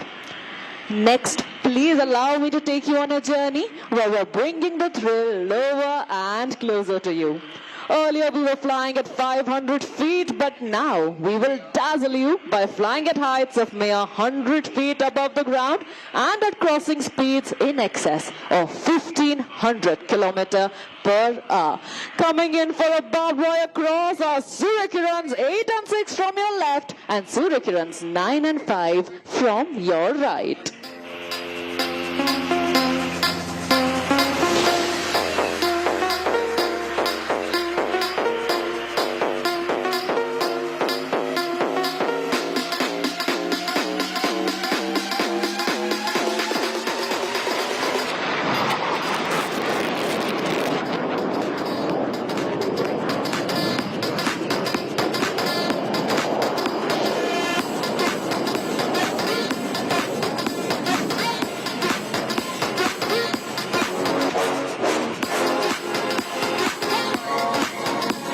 Turning inbound is the synchro pair for a jinking cross. In this maneuver, both 8 and 9, that is Squadron Leader Himanshu and Squad Leader Salaria, will approach each other head-on and then cross each other at tree-top height. Showcasing agility and coordination, ladies and gentlemen, please look to your left and to your right.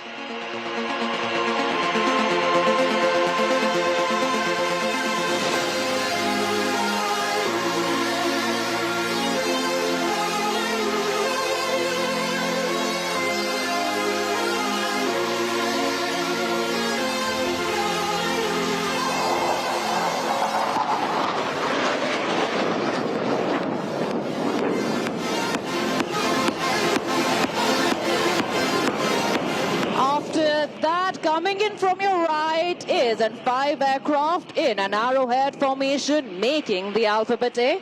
Please look to your right.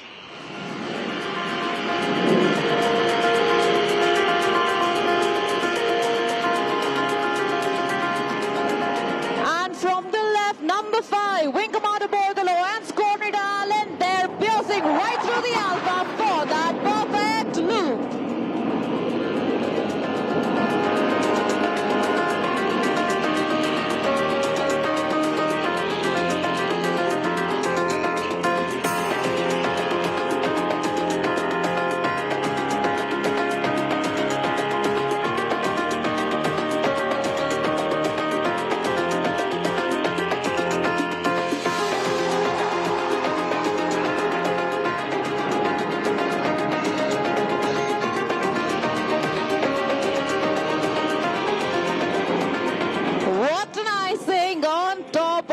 Cake. Well, as the temperatures in this arena are starting to soar, coming in from your right are Surya Kiran 6, that is Wing Commander Alok, along with 8 and 9.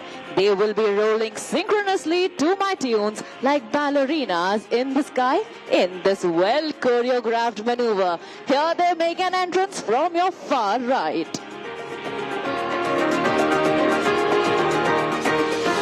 Ready for a roll? 3, 2, and 1. There they go.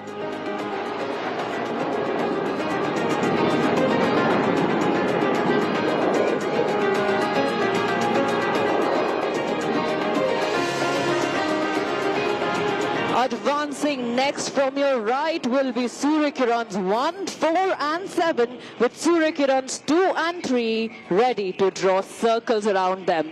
Flying as number 2 is Squadron Leader Garg and as number 3 is Wing Commander Bhardwaj. They will be making a helical structure resembling the shape of a DNA. And in our DNA, we store the team's motto of Sadaiv Sarvottam, or always the best. From your right, there goes number 3, being closely followed by number 2.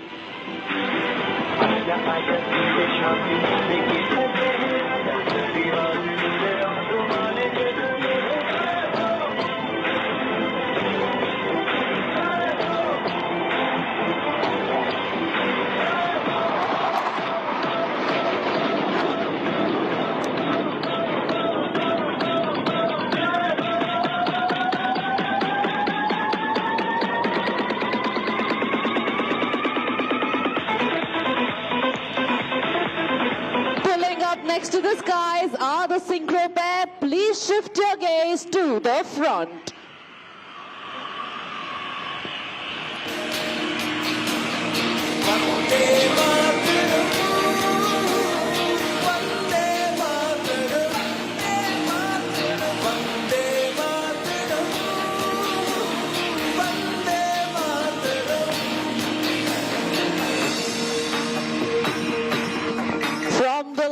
That is number 6, our very own Cupid, drawing an arrow through the heart. And there it is, a beautiful Surya Kiran heart dedicated to Aero India 2023.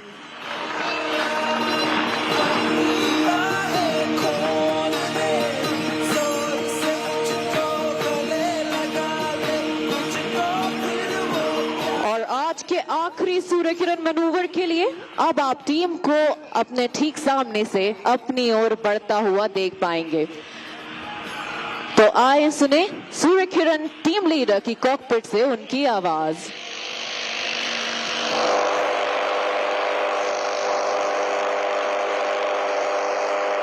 Surya Kiran और ये था team leader का salute हमारे मुख्य अतिथि को।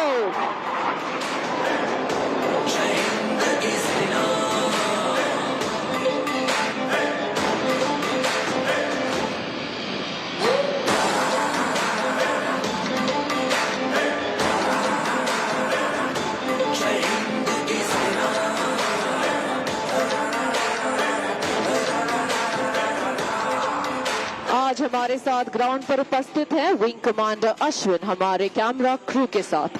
आज उनकी जिम्मेदारी है ये सुनिश्चित करना कि आज का डिस्प्ले व टीम पूर्ण रूप से सुरक्षित हो तथा टीम लीडर तक रेडियो द्वारा जरूरी संदेश पहुंचाना। Other than the pilots flying today, we have Squadron Leader Chandel and the Squadron Doctor is Squadron Leader Sudarshan.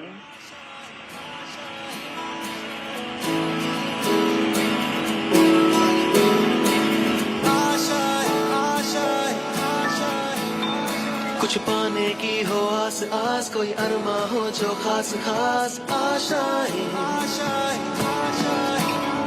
हर कोशिश में हो बार बार करे दरियाओं को आर पार। हम प्रभात की नई किरण हैं, हम दिन के आलोक नवल, हम नवीन भारत के सैनिक धीर वीर गंभीर अचल, हम प्रहारी ऊंची हिमाद्री के सुरभि स्वर्ग की लेते हैं, हम हैं शांति दूत धरनी की छाव सभी को देते हैं। वीर प्रसू मां की आंखों के हम नवीन उजियाले हैं, गंगा यमुना हिंद महासागर के हम रखवाले हैं। तन मन धन तुम पर कुर्बान, जियो जियो ए हिंदुस्तान। डिस्प्ले के द्वारा ये संदेश हर घर में पहुंचाते हुए अब टीम आपको अपनी बाईं ओर से लैंड करती हुई दिखाई दे रही है। जहाजों के बीच में लैंडिंग डिस्टेंस है मात्र 1.85 किलोमीटर और टैक्सी डिस्टेंस है 50 मीटर्स।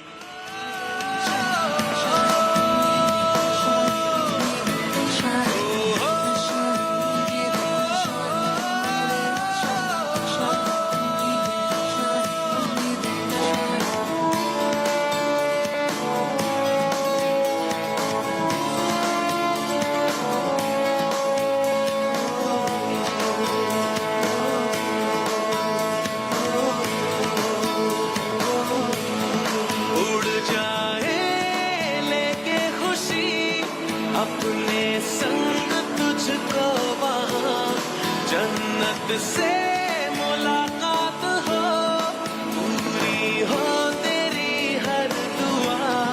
आशाएं गिले जिंदगी, उम्मीदें हंसे की, अब मुश्किल नहीं कुछ भी, नहीं कुछ भी। As they land, the day-glow orange and white scheme of paint that you can see on our aircraft is a colorful expression of our name, the Surya Kirans. Surya Kiran aerobatic team की स्थापना सन 1996 में हुई और इस टीम ने वर्ष 2011 तक किरण जहाज पे उड़ान भरी और अपना आखिरी प्रदर्शन एरो इंडिया 2011 में प्रस्तुत किया। 2015 में टीम को पुनर्स्थापित किया गया, इस बार हॉक मार्क 132 वायुयान पर। The Hawk is an advanced jet trainer, license manufactured in India by Hindustan Aeronautics Limited. It is employed to train all budding fighter pilots of the Indian Air Force. The aircraft is powerful, agile, and a potent combat platform with the ability to carry bombs, rockets, missiles, and even 30 mm gun. नहीं कुछ भी, नहीं कुछ भी। आशाएं गिले दिल की, उम्मीदें हंसे दिल की, अब मुश्किल नहीं कुछ भी, नहीं कुछ भी।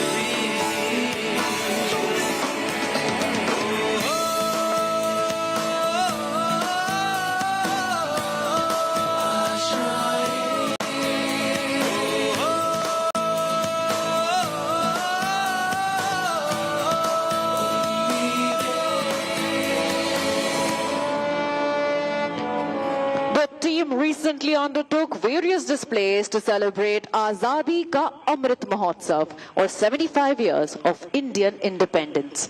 Some of the cities where the displays were carried out are Bhubaneswar, Puri, Guwahati, Kalaikunda, and Vadodara. To keep up with the schedule of our team, you can follow us on Suryakiran_IAF on Instagram, Twitter, and Facebook.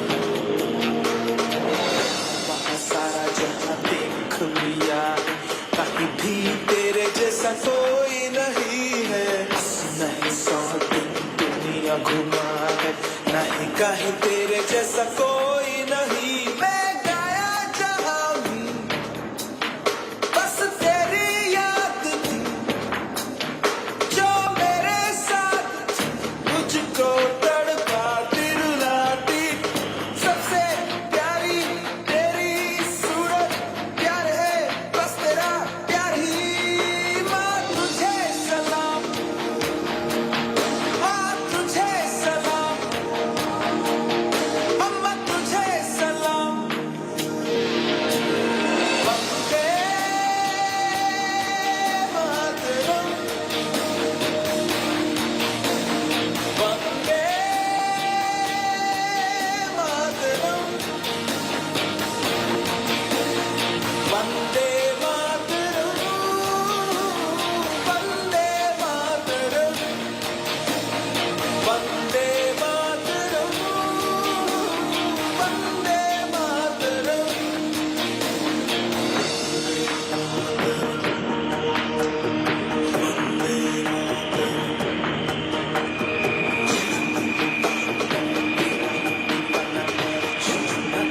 As the Zurich runs taxi back, I, Flight Lieutenant Rudhima, the team commentator, would like to thank all of you for being such a wonderful audience. होती है प्यार, दुनिया तो में सबके दम के महके रे, तेरा चेहरा सूरज जैसा चांद सी ठंड है प्यार में, वंदे मातरम, वंदे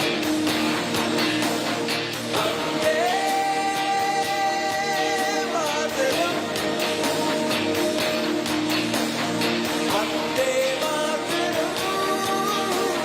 Vande Mataram, Vande Mataram, Vande Mataram, Vande Mataram.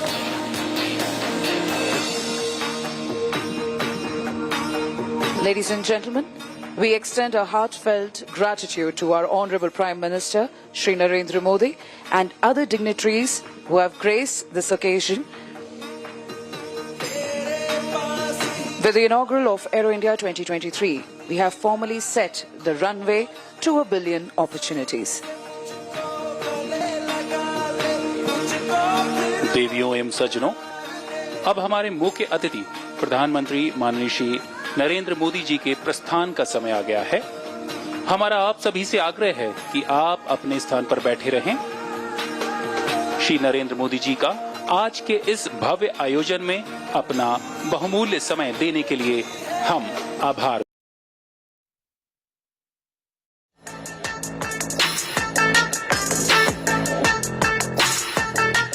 Details from the Aero India 2023 as we continue with the live broadcast from Yelahanka in Bengaluru. The event, the biggest ever till date, is witnessing the participation of 98 countries.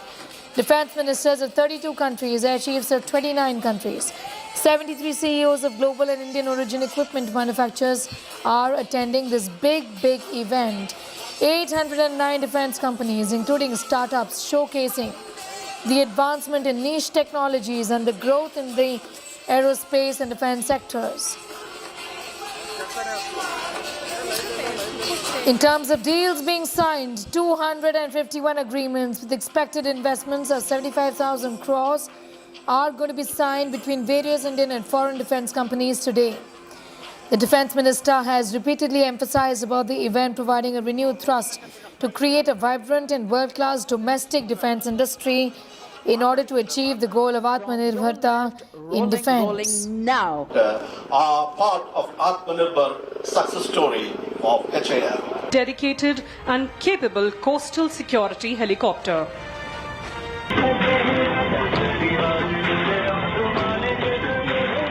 Aerobatic team, C-17 Globemaster is a massive long-haul aircraft. Powerful GE 404 engine.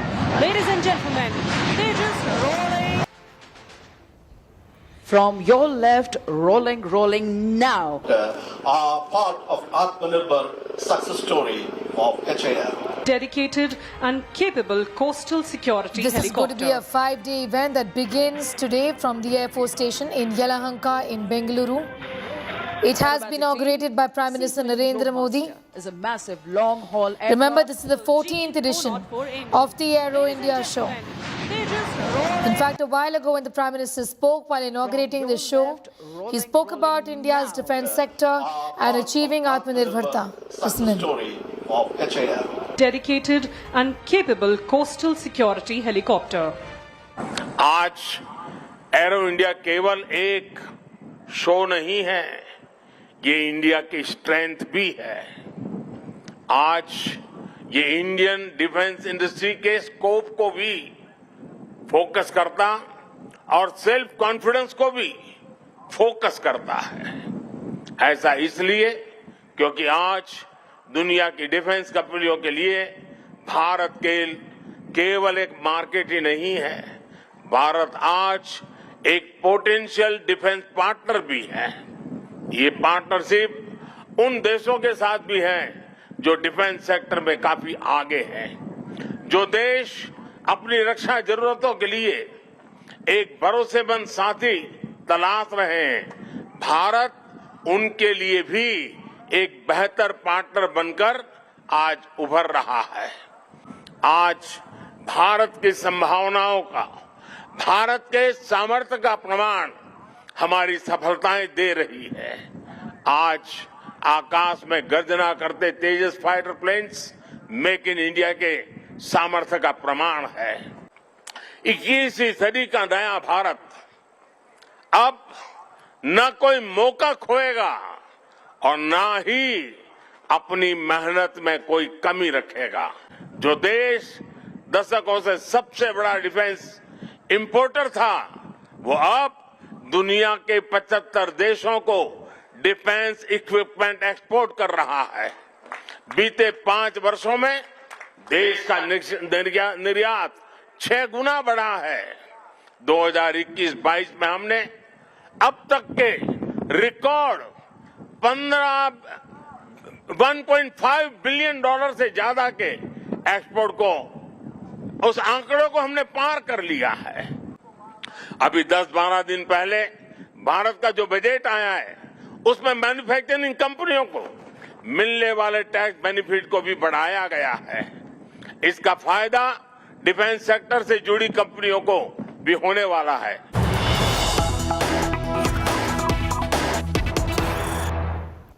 We're going straight to these proceedings from the House, listening to what's happening in the upper house of Parliament right now. So, కానీ అటువంటి వంగవీటి మోహన్ రంగా గారిని గుర్తుంచుకునే విధంగా రాష్ట్ర ప్రభుత్వం మరొకసారి జిల్లాని కృష్ణా మచిలీపట్నం జిల్లాల్లో ఒక జిల్లాకి వంగవీటి మోహన్ రంగా గారి పేరు పెట్టాలి అని చెప్పి సభాముఖంగా నేను కోరుతున్నాను. అలాగే విజయవాడ ఇంటర్నేషనల్ ఎయిర్పోర్ట్ ని వంగవీటి మోహన్ రంగా గారి పేరుతో వంగవీటి మోహన రంగా ఇంటర్నేషనల్ ఎయిర్పోర్ట్ గా దాని నామకరణ చేయాలని చెప్పి నేను సివిల్ ఏవియేషన్ మినిస్ట్రీని కోరుతున్నాను. ఎందుకంటే ఆయన విజయవాడ నుంచి ప్రజానాయకుడిగా దేశవ్యాప్తంగా తెలుగు రాష్ట్రాల్లో విశిష్ట ఖ్యాతిగాంచారు. ఇదే కేంద్ర ప్రభుత్వం దగ్గర నా ప్రస్తావన. ధన్యవాదాలు sir. Another day of this session. This is the budget session of Parliament, and ruckus in fact continues in both houses of Parliament. Of course, it goes without saying that it is between the state and the AG that the matter has to be sorted out. If between them there is a problem and therefore the AG certificate gets delayed in reaching the central government, I would put it matter of fact that the delay is not at my end. And therefore, I would like to clearly state on the GST compensation as regards Tamil Nadu, AG's certification has been received for 17, 18 and amounts have been released. There are only some disputed amount as the Honourable Member himself is saying, but AG's Certified figures were received for 2021. In fact, Finance Minister Nirmala Sitharaman speaking in the House. We're getting you all the details from Lok Sabha and Raj Sabha. In fact, a while ago in Raj Sabha, there was ruckus once again. मैं आप लोगों से विनती करता हूं, हमें हमारा आचरण उस मापदंड पर रखना है कि देश की जनता हमारे बारे में सकारात्मक रवैया रखे. My colleague Supriya Bhardwaj is getting us more details as to what really is happening inside the Raj Sabha. Before that, listening to what's really happening inside the House. Bharat के संविधान के मूल मंत्र को ध्यान में रखें, उस पर कुठाराघात नहीं करें. I call upon the honorable leader of the opposition. I expect all sides to listen to the leader of the opposition in rapt attention. That will go a long way in giving us a foundation how we move forward. Please.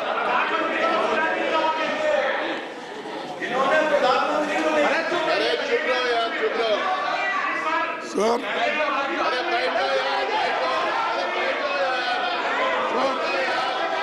I am grateful to you. You have given a chance to me to speak. I rise today with a heavy heart, expressing my anguish over the way in which the parliamentary traditions and rules of procedure, the undemocratic, unparliamentary words expunged of my remarks in regarding to our speeches on motion of thanks on the President of Lok Sabha.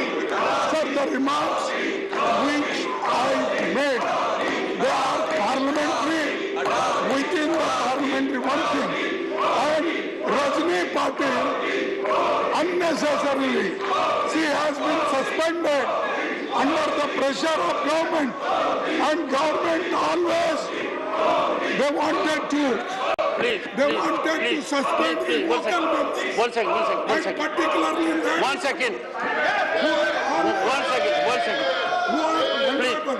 Please, 1 second. She has not spoken. Please, 1 second. The House could have listened to her. Leader of the opposition, I request you took the floor and you have indicated in so many words that the chair is acting under pressure. These are expunged.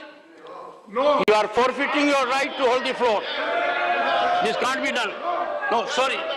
Nothing will go on record. Every time you make an allegation, chair is acting under pressure. How can that be countenanced? You make it outside, you make it inside the house. No, sir. Sorry. No. You were not in favor of suspending. This motion. Shri Jawahar Sarkar. Seconded by the Shri Dr. Radha Mohan Das. Dr. Radha Mohan Das. 1 अप्रैल 2016 इस देश में एक बहुत महत्वाकांक्षी योजना प्रधानमंत्री आवास योजना ग्रामीण प्रारंभ की गई थी. 2,94,000 मकानों का लक्ष्य था, लेकिन उसके सापेक्ष 3,15,00,000 मकान सैंक्शन किए गए, 2,80,000 करोड़ रुपए अवमुक्त किए गए. All right, now Supriya Bhardwaj is getting us more details on that. Once again, the comments of Mallikarjun Kharge, the leader of the opposition there in Raj Sabha. Supriya have been expunged with the chair taking objection to what has been said in terms of the allegation that the chair is being influenced by the ruling party. Well, Sneha, today morning at around 9:45 a.m., leaders from 16 opposition parties got together and they charted out a strategy in the office of a leader of opposition Mallikarjun Kharge today morning in the parliament itself, and it was decided that they will be raising 3 issues both in Lok Sabha as well as in Rajya Sabha. One being that of as to how the entire discussion and debate is being sought by the opposition on the Adani group issue, and government has to give some time to for that discussion to take place. Second being that of as to how the sizable portion from both the speech of Rahul Gandhi in Lok Sabha and Mallikarjun Kharge in Rajya Sabha was expunged, and third being that of the suspension of Rajni Patil.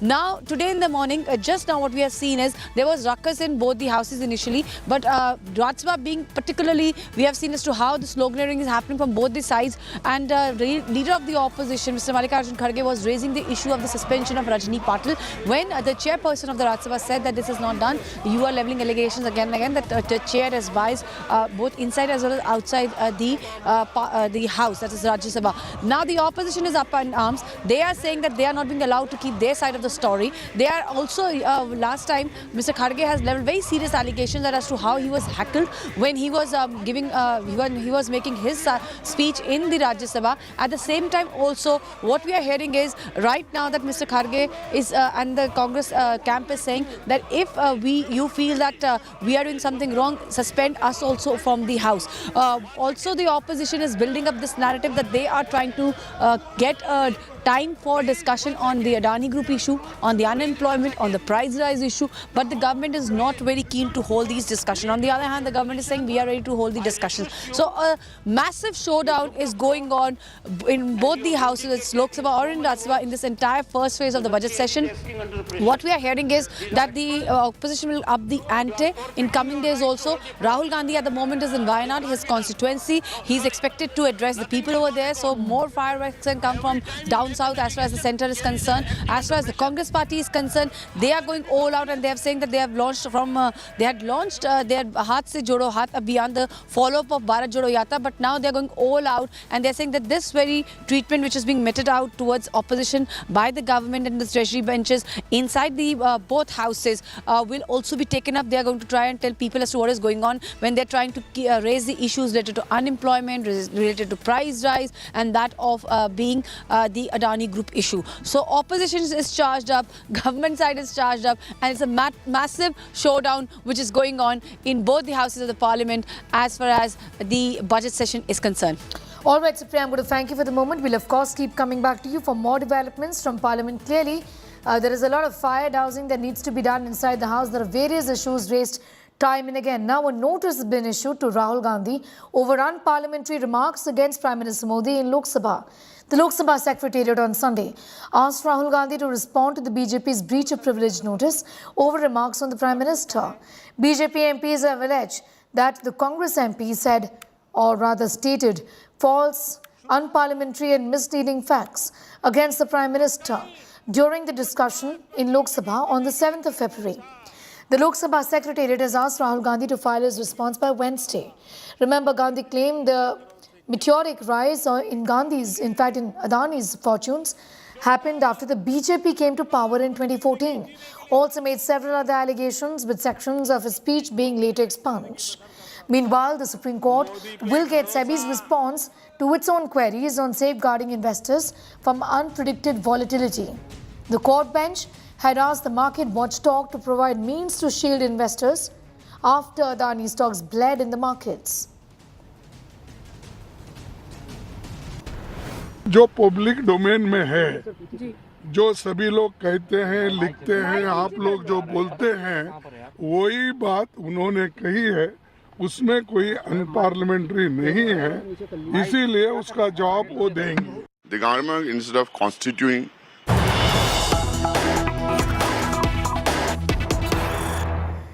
Right, going back to proceedings in Rajya Sabha, where Minister Piyush Goyal, in fact, is now speaking. Let's listen in.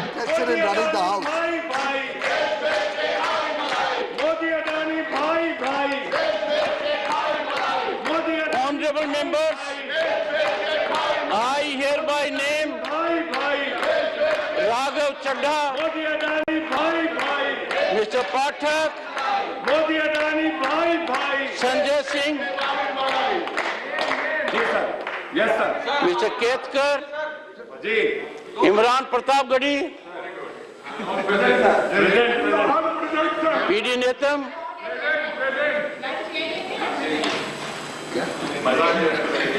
let us not ridicule this temper to that level. जो आचरण करे mister Shankar Singh Gohil, mister Gupta, mister Arora, आपसे आप इस chair पे, आप बड़े chair पे बैठे हो, एक महिला का जिसका कोई इंटेंशन नहीं, आप पास्ट हिस्ट्री देख लीजिए। एक बताऊं, सुनना मेरी बात ध्यान से।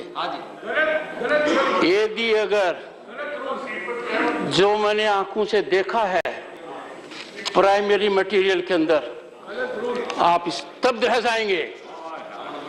I have taken the most lenient course. सुनिए सुनिए, जो कुछ देखा है, हाउस में वीडियो पहले भी बना है, जो कुछ देखा है, मुझे मजबूर मत कीजिए, मुझे मजबूर मत कीजिए वो सब कहने के लिए कि कैसे किया गया, किसने किया गया। The House stands urgent to meet at 11:50 a.m. today.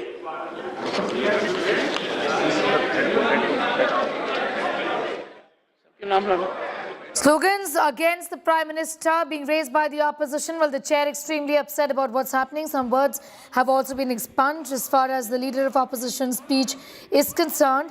Inside Upper House, and Supriya, once again the pandemonium has resulted in the House being adjourned for at least another 22 minutes, isn't it?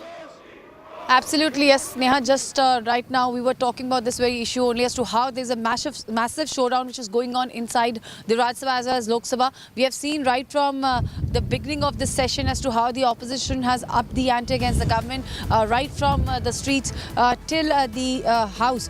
We have seen as to how far the opposition has gone all out and seeking a discussion as far as Adani Group issue is concerned. There were protests across the country on 6th of February, and only this discussion which took place was in Lok Sabha as far as that of the motion of thanks to the President is concerned. Even Rajya Sabha also witnessed a 2-day work where the discussion on the motion of thanks took place. Now in both houses, the discussion earlier last week was in Lok Sabha on the budget also. Today the private member bills and the question hour and the regular business is going on in Lok Sabha. But as far as Rajya Sabha is concerned, this is the new battleground as well as the government versus opposition is concerned. Mallikarjun Kharge is not just the leader of the opposition, Sneha, but he also happens to be the Congress president. And what we are seeing is that there are new members who have come into the house and they're all charged up, taking on the government as well as the government side. The treasury benches are concerned. They are also giving it back. So it's a massive showdown which is going on. The clash is going on. The war of words is going on in Rajya Sabha. And then certainly, as we have been seeing as to how the disruption is taking place. Congress party and the opposition is very clearly saying that there is no violation, and that as far as the suspension of Rajni Patil, one of the other Rajya Sabha MP of the Congress who comes from Maharashtra, is concerned, that was not done with following the full process. Now already we know as to how a huge explanation has come from the chair side. The chairperson of the Rajya Sabha has already that day told as to why she was being suspended from the remaining session of the budget session. As far as the opposition is concerned, they are saying that why government is shying away from the discussion on the Adani Group issue. At the same time, they're also saying as to why this speech which was given by leader of opposition Mallikarjun Kharge in Rajya Sabha, and at the same time Rahul Gandhi in Lok Sabha, a sizable portion was expunged. They're also saying as to how they are not being allowed to keep their side of the story, and third being that of the suspension of Rajni Patil. So Congress and the other opposition parties are building up the narrative as to how they are trying to get a discussion, but the government is not allowing it. Today morning also 16 opposition party leaders had met in the office of leader of opposition Mr. Mallikarjun Kharge. They brainstormed the entire strategy. What we are hearing is that today after the over, there is a possibility that the entire opposition will come out together here at Vijay Chowk and might address the media, because of a simple reason that today being the last day of the first phase of the budget session. Then the budget session will resume in the month of March. But before that, the opposition has upped the ante against the government. As far as the Congress party is concerned, they are all charged up. They are saying that the next battle will be now fought on the streets because there are elections coming in, and also that the battle of all, mother of all battles and war, whatever it is, that is Lok Sabha's 2024 election. So, and we are seeing that the entire political class is now geared up in the election mode, and they are raising, the opposition is raising the issue of unemployment, price rise. On the other hand, the government side also, they're coming back and giving their side of the story. So a massive showdown which we are seeing between the government and the opposition is nothing short of a run up to the Lok Sabha 2024, and we are seeing as to how this is going to be one very heated, closely contested battle, because both sides now are really charged up as far as this entire issue of... Same scenes are being witnessed from the House again and again. Supreme, I'm going to thank you for the moment, for getting us up to speed with that. Meanwhile, there was an exchange between the chair and the leader of opposition in Rajya Sabha just a few moments ago. Listen in. Sir, the remarks which I made, they are parliamentary, within the parliamentary working. And Rajni Patil, unnecessarily, she has been suspended under the pressure of government. And government always, they wanted to. They wanted to suspend the local members. One second. Particularly One second. Leader of the opposition, I request you, you took the floor and you have indicated in so many words that the chair is acting under the pressure. These are expunged. No. You are forfeiting your right to hold the floor. This can't be done. No, sorry. Nothing will go on record. Every time you make an allegation, chair is acting under pressure. How can that be countenanced? You make it outside, you make it inside the house. No, sir. Sorry. No. You were not in favor of suspending.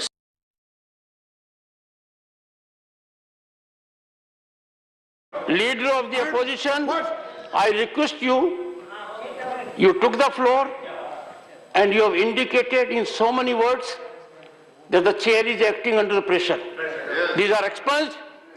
No. You are forfeiting your right to hold the floor. This can't be done. No, sorry. Nothing will go on record. Every time you make an allegation, chair is acting under pressure. How can that be countenanced?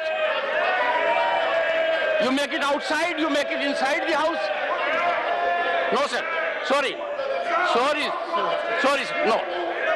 No. You were not in favor of... Okay, now these were proceedings from Rajya Sabha where the chairperson, extremely upset about certain statements made by the leader of opposition, has expunged them. 11:50 is when the House resumes. Once again, it's been adjourned at least for 22 odd minutes.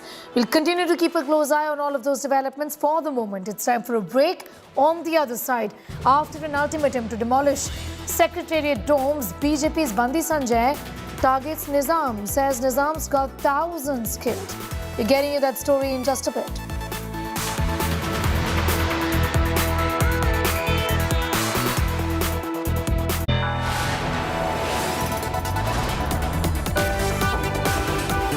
You are watching India Today.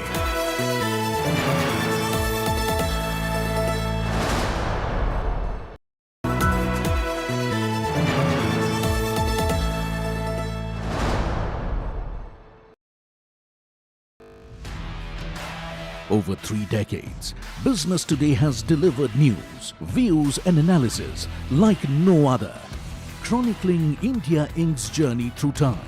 Now, at 31 years, Business Today presents the future. Mission 2047, Road to India at 100. With Indian industry's biggest stalwarts and an exclusive interview with Google CEO Sundar Pichai.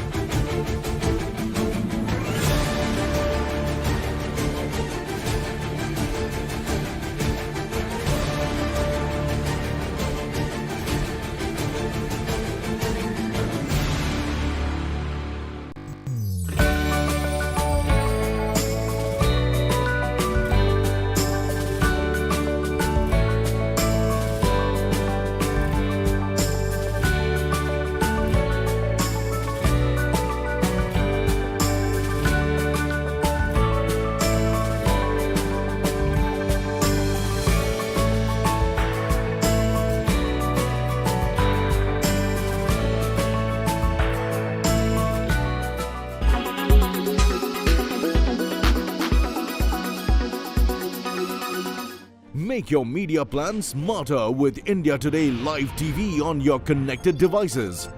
Amplify your brand with 100 million smart internet viewers. To advertise, mail us at sales@aajtak.com.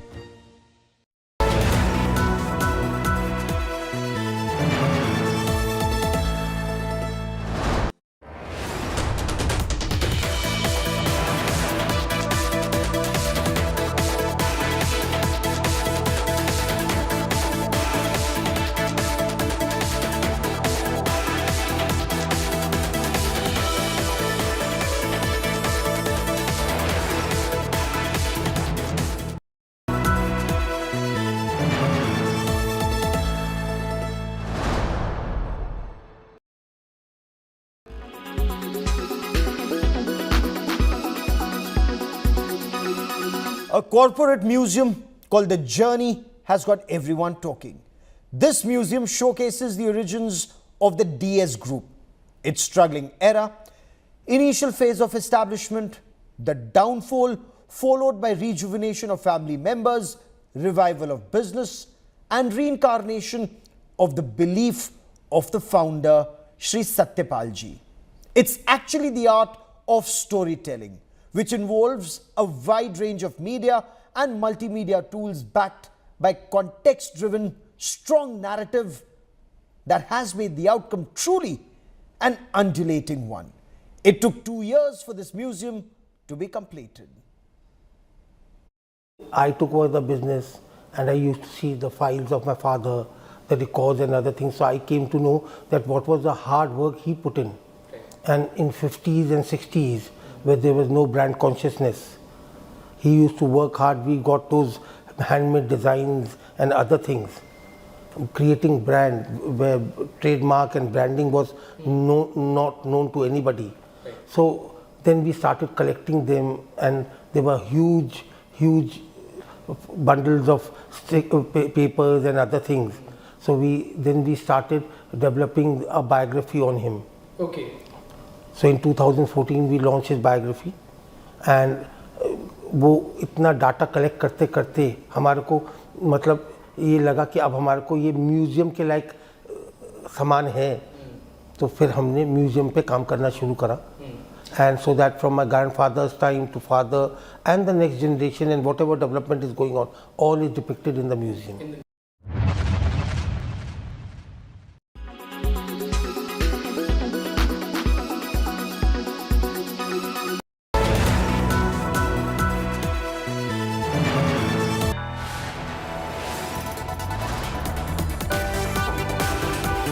You are watching India Today.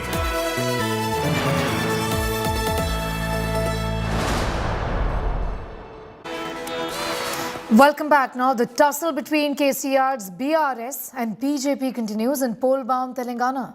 BJP Telangana President Bandi Sanjay has once again sparked a controversy as he said that his party would wipe out Nizam's legacy and erase the memories of Nizam from the minds of people. Sanjay went on to say that BRS was building a new secretariat with domes to remind the people of Telangana of Nizam culture, even after Nizam killed thousands of people. Also accusing KCR of doing this to please Owaisi and MIM to win upcoming elections. Just days earlier, Bandi Sanjay was on the eye of storm after he said, if voted to power in Telangana, BJP will destroy the Taj Mahal like domes on the newly built secretariat. BRS slammed Sanjay Bandi of playing dirty politics, also asked whether Sanjay would raise the domes present on the assembly building of Gujarat. Nizam వారసత్వాన్ని నిజాం యొక్క నెత్తుటి మరకలను ఎట్టి పరిస్థితుల్లో తెలంగాణలో లేకుండా ఈ తెలంగాణ సమాజానికి ఒక మంచి స్ఫూర్తిని అందించే విధంగా తాజ్ మహల్ తెలంగాణ రాష్ట్రంలో ఉండనియం, అసెంబ్లీలో ఉండనియం. నువ్వు డూబులు కడితే దాన్ని తీసేస్తాం, పక్క భయపడే అవసరం లేదు. భయపడేపాటి ఇలా హిందువుల ఆరాధ్యమైనది పోచమ్మ తల్లి గుడి మాత్రం ఆ గుడి గురించి మాత్రం మాట్లాడు.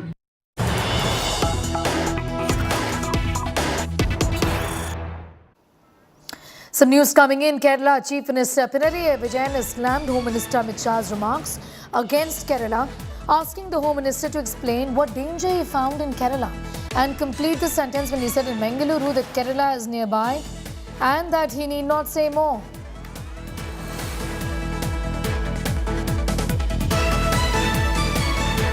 കാരണം കേരളം എന്താണ്, കർണാടകയിലെ സ്ഥിതി എന്താണ് എന്ന് എല്ലാവർക്കും നല്ലതുപോലെ അറിയാമല്ലോ. കേരളത്തിലെ സ്ഥിതി എന്താ? കേരളത്തിൽ നമ്മുടെ ഭരണഘടന വിഭാവന ചെയ്യുന്ന രീതിയിൽ എല്ലാ ജനങ്ങൾക്കും, ഏത് മതവിശ്വാസിക്കും, ഒരു മതത്തിലും വിശ്വസിക്കാത്തവരുണ്ടെങ്കിൽ അവർക്കും ഇവിടെ സ്വൈര്യമായി സമാധാനത്തോടെ ജീവിക്കാനുള്ള സാഹചര്യം ഉണ്ട്. നോക്കൂ കേരളത്തെ, അവിടെ ഇതാ ഒരു വിഭജനവുമില്ലാതെ ആളുകൾ ജീവിക്കുന്നു, എല്ലാവർക്കും സുരക്ഷിതത്വം. അതല്ലേ കേന്ദ്ര ആഭ്യന്തരമന്ത്രിയുടെ വാക്കുകളിൽ നിന്ന് വരേണ്ടത്? എന്ത് അപകടമാണ് അദ്ദേഹത്തിന് കേരളത്തെക്കുറിച്ച് കാണാൻ കഴിഞ്ഞത്? എന്താണ് പറയാനുള്ളത്? ഞാൻ അധികമൊന്നും പറയുന്നില്ല എന്ന് പറഞ്ഞല്ലോ, ഞാൻ അധികമൊന്നും പറഞ്ഞു നോക്കണം. എന്താ പറയാനുള്ളത് നമുക്കറിയാലോ. Politics has erupted over former Supreme Court Judge Abdul Nazir's appointment as Andhra Pradesh governor after President Draupadi Murmu notified the appointment of former Supreme Court Judge Abdul Nazir's appointment as the governor. Congress and BJP have locked horns over the judge's appointment.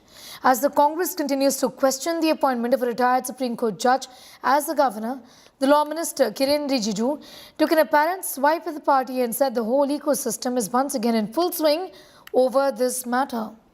Without taking names, Rijiju said they should better understand that they can no longer treat India as their personal fiefdom. Remember that Abdul Nazir was part of a landmark judgment, including that on triple talaq, the Ayodhya Babri Masjid dispute and the demonetization case. नज़ीर अहमद साहब जैसे justice मिलेंगे नहीं, उनके फैसलों के ऊपर आप प्रश्न लगाएंगे, स्पष्ट दिखता है कि आप देश के किसी भी इंस्टीट्यूशन पर विश्वास करने को तैयार नहीं है, चाहे सुप्रीम कोर्ट हो, चाहे इलेक्शन कमीशन हो, चाहे वो आर्मी हो. ये प्रश्न खड़े करने का काम इसलिए क्योंकि जो इनको सूट करे वो ठीक है, जो सूट ना करे वो ठीक नहीं है. ये माई वे हाई वाली पॉलिसी ठीक नहीं है. ये बड़ा बहुत दुखद है कि कांग्रेस पार्टी को इस तरीके की बातें कर रहे हैं. आज देश विकास, तरक्की, उन्नति की तरफ आगे बढ़ रहा है और इसमें अगर कांग्रेस पार्टी सहयोग नहीं कर सकती तो कम से कम इसके रास्ते में नहीं आना चाहिए. हम सबको मिलकर तरक्की की तरफ आगे बढ़ना चाहिए और सकारात्मक तरीके से राजनीति करनी चाहिए. देखिए, जजेस को गवर्नमेंट जॉब देना, गवर्नमेंट पोस्ट देना अनफॉर्चुनेट है. एक रिपोर्ट के मुताबिक 50% रिटायर्ड जजेस सुप्रीम कोर्ट के गवर्नमेंट कहीं ना कहीं उनको भेज देती है, जिससे लोगों का यकीन जुडिशरी पे कम होता चला जाता है. जस्टिस गगोई को अभी तो राज्यसभा दी थी, अब जस्टिस नजीर साहब को आपने गवर्नर बना दिया. या तो कन्वेंशन होनी चाहिए अगर सब भी पार्टीज का इस बात के ऊपर राजीमंदी हो जाए, नहीं तो कानून बनना चाहिए कि पोस्ट रिटायरमेंट जॉब्स जो हैं वो 2 साल के लिए नहीं मिलेंगी किसी को भी. ये जुडिशरी के अपने हित में है क्योंकि अटकल पचू बातें कही जाती हैं और ऐसी बातों को से छुटकारा पाने के लिए एक कानून ही बना देना चाहिए. देखिए, ये वही जज साहब हैं जिन्होंने अयोध्या की जो 5 जजेस की बेंच थी उसमें ये एक हिस्सा थे और वो जो उसका वर्जन आया था, जो उसका फैसला आया था उसमें इन्होंने पॉजिटिव दिया था. और यही वो जज साहब हैं जिन्होंने नोटबंदी को भी जायज़ करार दिया था. तो जो इन्होंने किया था उसका इनाम सरकार इनको.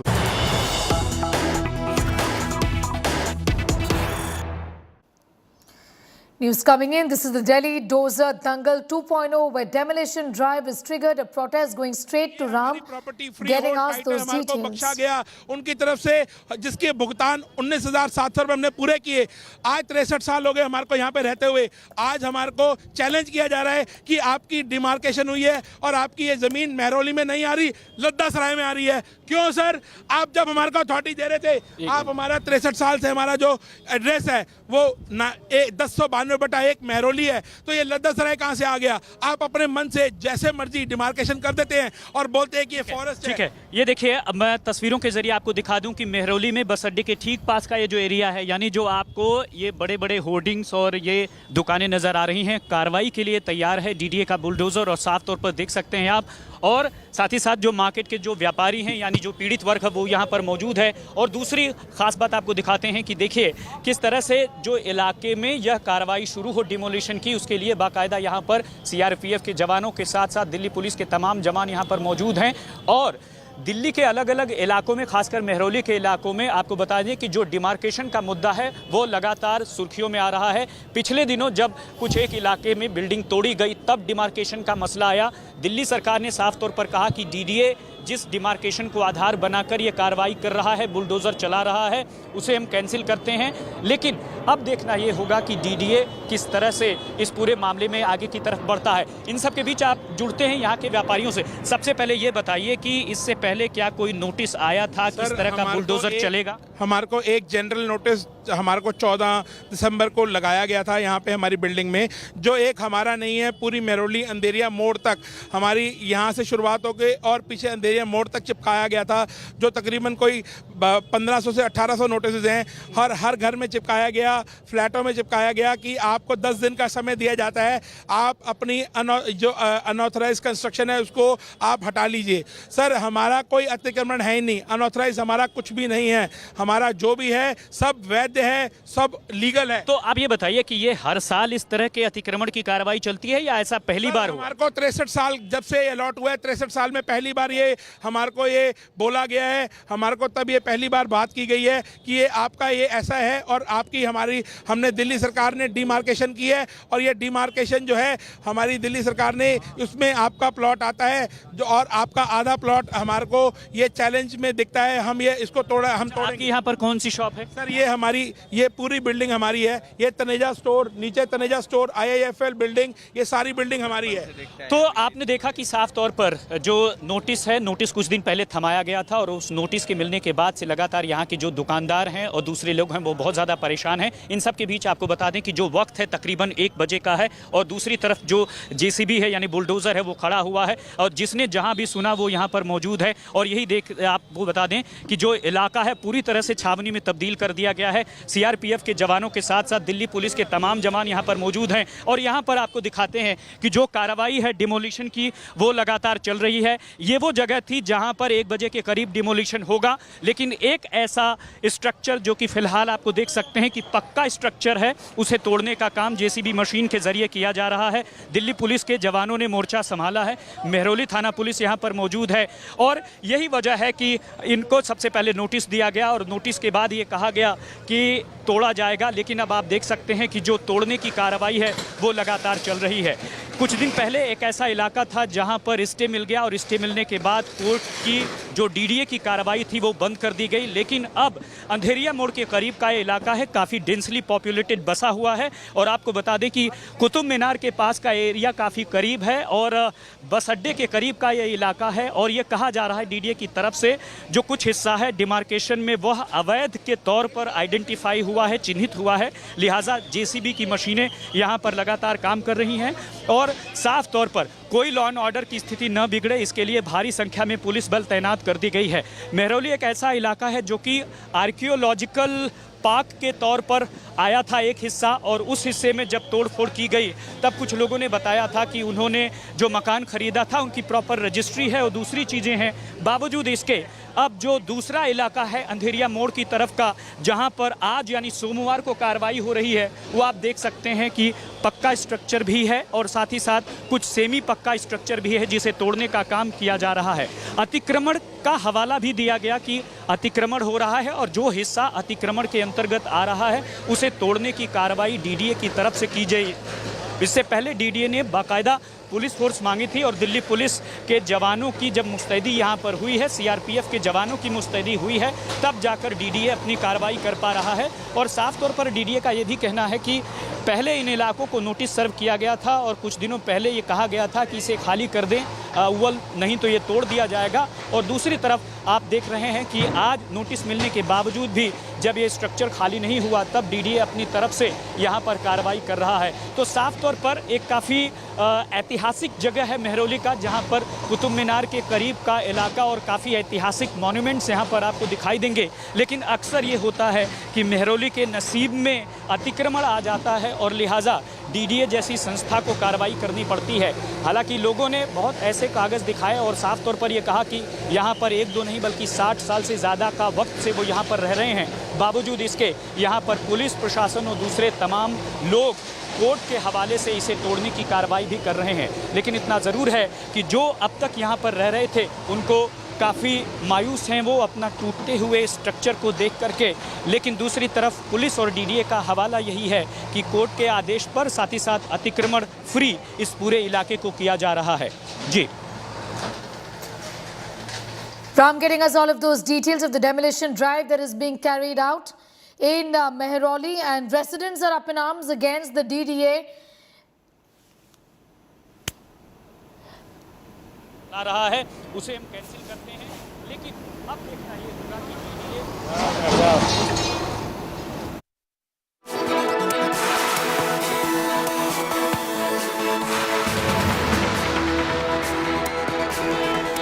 Getting you all the details of what's really happening in Mehroli. We'll continue to keep a close eye on all of those developments, even as residents continue to protest against the administration. Heavy security bandobast, as is evident from these pictures. It's time for a quick break here. Much more news on the other side.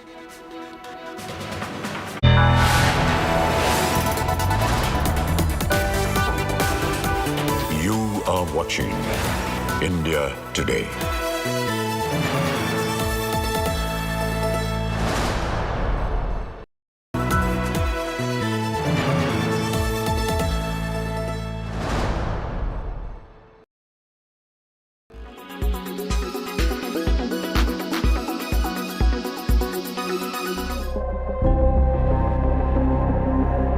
One of the deadliest natural disasters in the history of mankind, with over 26,000 deaths, many still under the rubble. The tremor-affected regions of Turkey and Syria overwhelmed. On Saturday, Turkish President Tayyip Erdogan said that the loss to his country is unimaginable. Yıkılan binaların yanı sıra sayılarını yüz binlerle. In addition to the already collapsed buildings, the other ones, whose number can be expressed in hundreds of thousands, have also become uninhabitable due to their damages. So far, the total loss of life in the earthquake area has reached over 21,000 and the number of injured rose to 80,000. Ayrıca 80.000.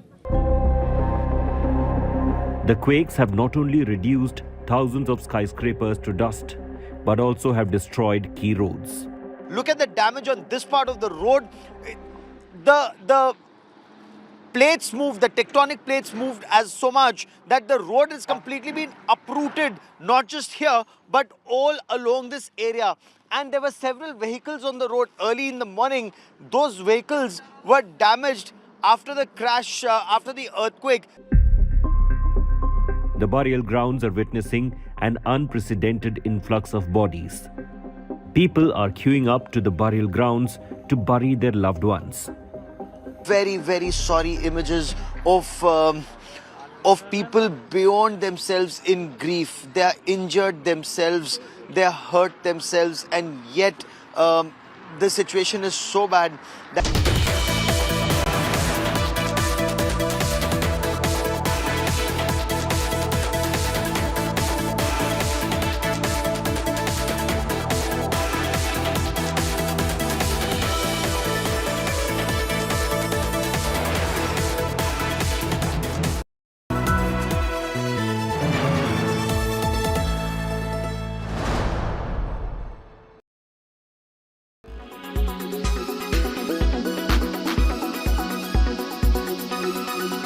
Roses, gifts, mushy letters, soft toys, yawn, yawn, and a very big yawn. So cliched and been there, done that. Travel can be a good activity to even reconnect, talk, and spend time without the push and shove of everyday routines. But where? If your Valentine loves the hills, choose a quiet getaway, which is not a regular resort or a hotel, and get nestled into the valley with nature around you. If you both enjoy the water, skip Goa and do something fun and out of the box. Then there are cities which are known for their romance. But which ones are they, and are they even worth it?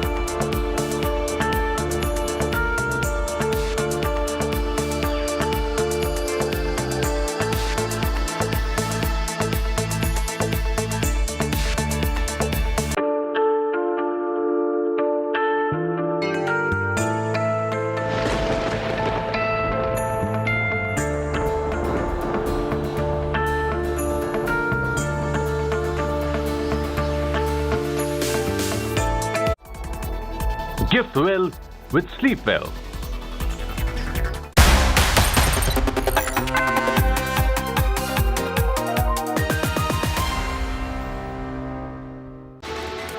Hi there, very good afternoon. You're watching Lunch Break. I'm Sneha Mordani. Let's get started with the headlines in this edition first. Prime Minister Modi kicks off India's flagship air might show. Stunning air display by our air heroes as Surya Kiran, Su-30s and light utility helicopters take to the skies. Helicopter maneuver, the route.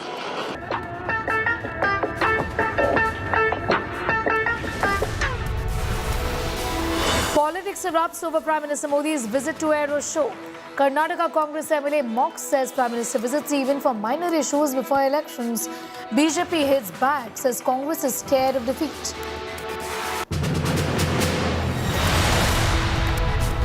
Endless expungements in Parliament as Adani showdown peaks amid Modi Adani Bhai Bhai slogans. Kharge accuses Raj Sabha chair of bias. His remarks have been expunged as well.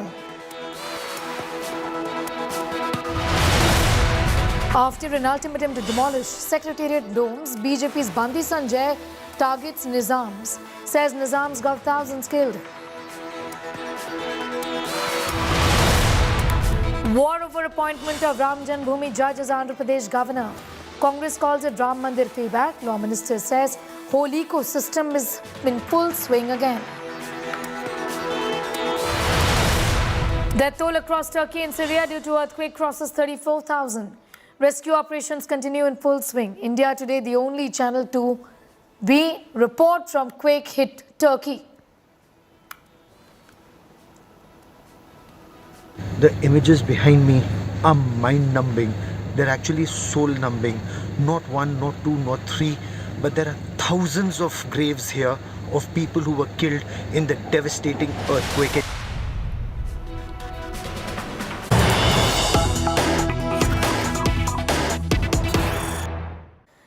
have some news coming in from the apex court, where the Supreme Court has upheld the centre's right for Jammu and Kashmir delimitation, which means that this verdict is in favor of the government. The verdict was on petitions challenging the delimitation. Exercise of powers made under Act of 2019 is valid, is what the court has said. Nothing in this judgment will be considered as giving imprimatur to Article 370 as the matter is pending before a different bench. Undoubtedly a big win for the centre ahead of proposed elections in Jammu and Kashmir. Court has upheld the centre's right for delimitation of Jammu and Kashmir. It's a big win for the centre ahead of proposed elections. The court ruling is going to have, in fact, no impact on the hearing, which is on Article 370. Anisha Mathur is getting us more details on that story. The court ruling in favor of the centre's powers has said that this has been made under Act of 2019 and is valid. In that sense, it's a green signal and a big victory for the central government, Anisha. Well, yes, Neha, at this moment, the central government can breathe a sigh of relief as the Supreme Court has upheld its powers to set up a delimitation commission and conduct the delimitation exercise in Jammu and Kashmir, which basically means that the decks can be cleared now for the assembly elections and the panchayat elections in Jammu and Kashmir, because we've seen this has been held up because of the delimitation exercise. What is also interesting to note, however, is that the court has very clearly said that this judgment will not give imprimatur to any of the issues that are pending before a different bench of the court, which is hearing the issue of the Jammu Kashmir Reorganization Act and the repeal of Article 370. So both issues will, those issues will remain before a larger bench, which is yet to hear this matter. But for now, decks have been cleared for the delimitation exercise. The court has said that the centre does have the power to set up a delimitation commission for Jammu and Kashmir, that under the 2019 Act, because the Act itself has not been challenged, the validity of the Act is not under question at this point in before this particular bench. Therefore, under the 2019 Act, the centre did have the power to set up the delimitation commission, and the delimitation commission in consultation with the EC can continue its work. So what it means effectively is that the delimitation exercise and possible elections in Jammu Kashmir can go on now. Back to you. Anisha Mathur, I'm going to thank you for the moment for getting us up to speed with those developments from the Supreme Court of India.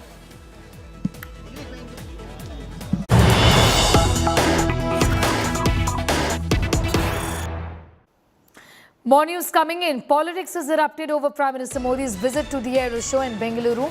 Karnataka Congress MLA is mocked, says Prime Minister visits even for minor issues before elections. The BJP has hit back, says Congress is scared of defeat.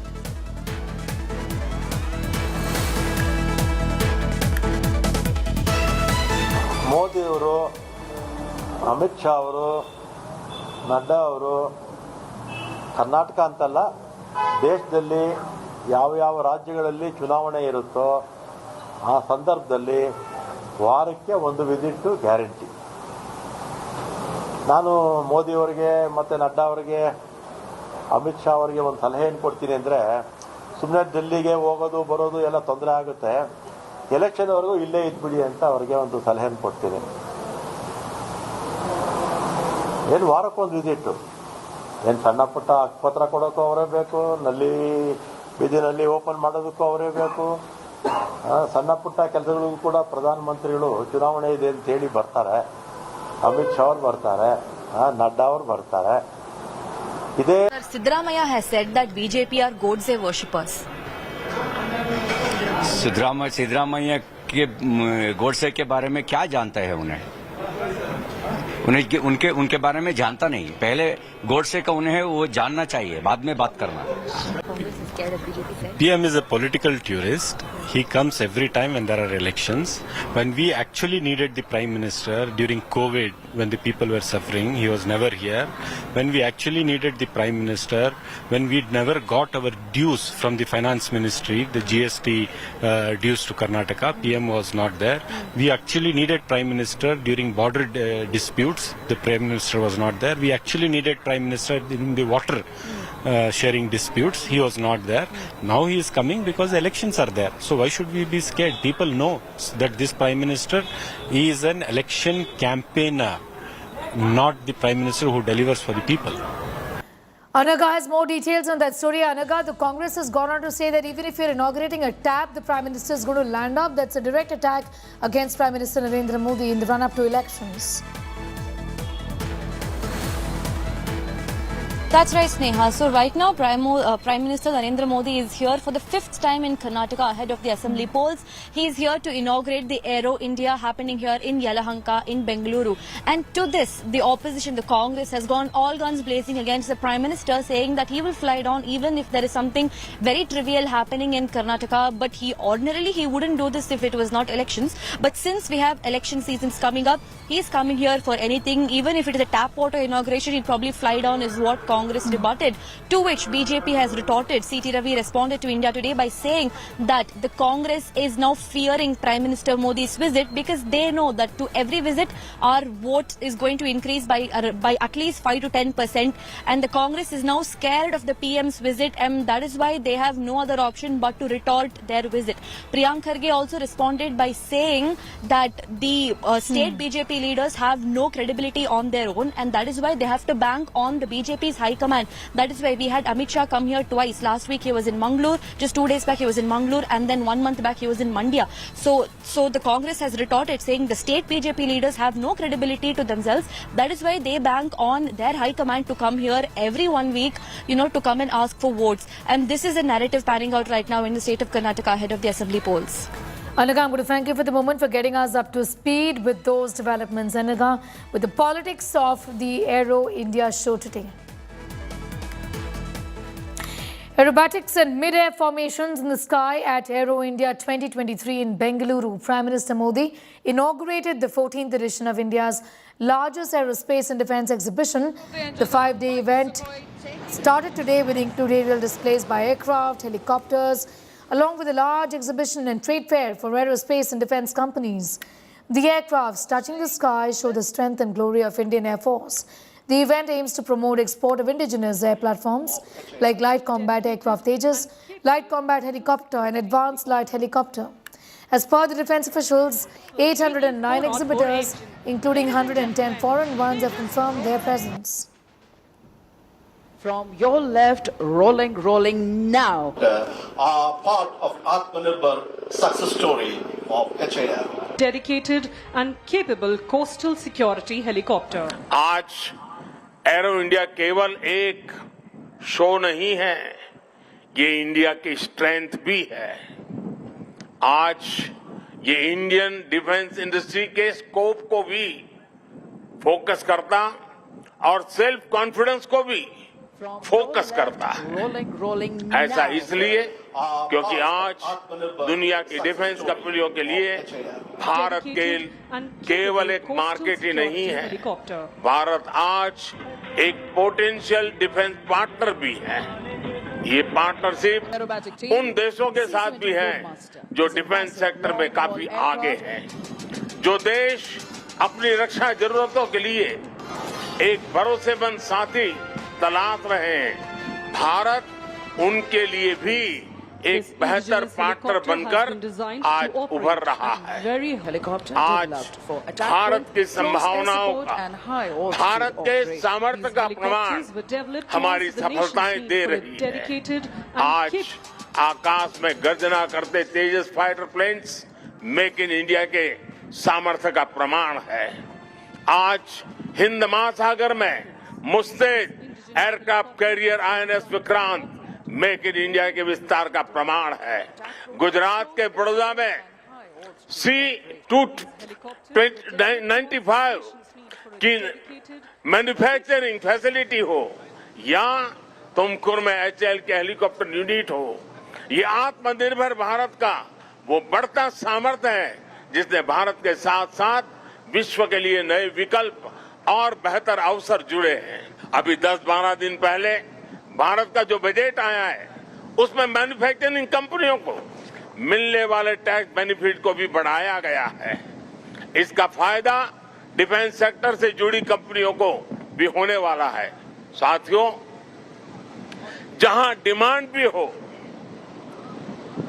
Capability भी हो और experience भी हो, natural principal कहता है कि वहां industry दिनों दिन और आगे बढ़ेगी। मैं आपको भरोसा दिलाता हूं कि भारत में डिफेंस सेक्टर को मजबूती देने का सिलसिला आगे और भी तेज गति से बढ़ेगा। हमें साथ मिलकर इस दिशा में आगे बढ़ना है। हमारे माननीय प्रधानमंत्री जी की व्यापक दृष्टि और संकल्प के साथ भारत दुनिया की 5वीं सबसे बड़ी अर्थव्यवस्था बन गया है और अगले 4-5 वर्षों में यह दुनिया की तीसरी सबसे बड़ी अर्थव्यवस्था बनने की राह पर तेजी से आगे बढ़ रहा है। एरो इंडिया एरोस्पेस सेक्टर का शोकेस है, जिसकी 2 इंपॉर्टेंट कैरेक्टरिस्टिक्स हैं, हाइट एंड स्पीड। यही दोनों गुण ऑनरेबल प्राइम मिनिस्टर की वर्किंग एवं पर्सनालिटी को डिफाइन भी करते हैं। Height of integrity and commitment for India, speed of decision making and delivering results. Sagaraj is getting us more details on that story, joining us from Yelahanka right now in Bengaluru, where the event is underway. It's a 5-day event, Sagar. The underlining message really from the Prime Minister is that this is Make in India at its best. Our very own Cupid drawing an arrow through the heart. Absolutely. While addressing the gathering, he went on to say that initially India was importing defense products from other countries. Now it has been partnering with several countries to manufacture defense products from the country, and he has also spoken about the kind of work which has been done at HAL and the kind of MOU which has been signed with other countries who are partners with India when it comes to defense product. And he has also says that these kind of shows will also create a lot of job opportunities for youths in Bengaluru as well as across the country, a platform to establish internationally the forum as well as India as one of those indigenous countries to manufacture defense products. Be with us, Sagai. Coming back to you in a few moments from now. In fact, we have some news just coming in. Let's go straight to that.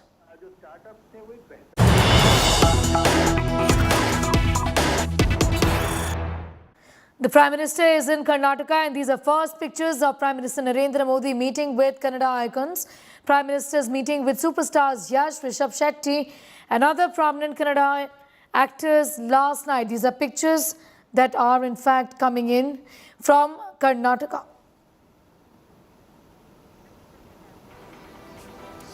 Visuals of the Prime Minister with several leading stars from Karnataka on your screens right now. These are being put up by some of these stars as well. Remember, this was a dinner meeting that the Prime Minister held with several celebrities, actors and other superstars from the state of Karnataka just ahead of elections. Sagai is taking us to the details. Sagai, this was a dinner meeting that was held yesterday. Absolutely. Prime Minister Narendra Modi landed yesterday at HAL airport. Following that, he had visited Raj Bhavan. He was staying there overnight, and he has also met a few celebrities from cinema industries as well as sports and other platform where he has met all those people. And there are several photos which has been shared by the celebrities, and these are the closed door meeting. We had also seen Kantara actor and director Rishabh Shetty, the actress in that particular movie, and late actor Punit Rajkumar's wife Ashwini Punit Rajkumar, and KGF hero Yash, and Mayank Agarwal, cricketer Mayank Agarwal, Manish Pandey, and several other celebrities were part of this particular dinner meeting yesterday with Prime Minister Narendra Modi. And what was the agenda, what was the motive behind this particular meeting is still unknown. But what we get to learn is this particular meeting meeting was scheduled and organized by the Karnataka government along with Prime Minister Narendra Modi. Yes, you know what's very interesting, Saga, is that Prime Minister Modi, not the first time, but often has reached out to, for example, Hindi movie stars as well. He's been in conversation with B-Town, has met them, has had several courtesy meetings. So this really is a sort of a regular feature when it comes to engaging with celebrities, influencers, isn't it? Absolutely, and as you rightly pointed out that even in Mumbai when he had visited there, he has met a few celebrities, and even in Bengaluru he had met celebrities. And remember, it is an election year in the state of Karnataka, and these kind of meetings will definitely head the party in the forthcoming elections. But what is the agenda and what they have discussed about it's still unknown, and because it was a closed door meeting, as we speak now, there are photos which has gone viral on social media. All right, these pictures have gone viral on social media. Also, Sagai, take us to the details of who all he met yesterday.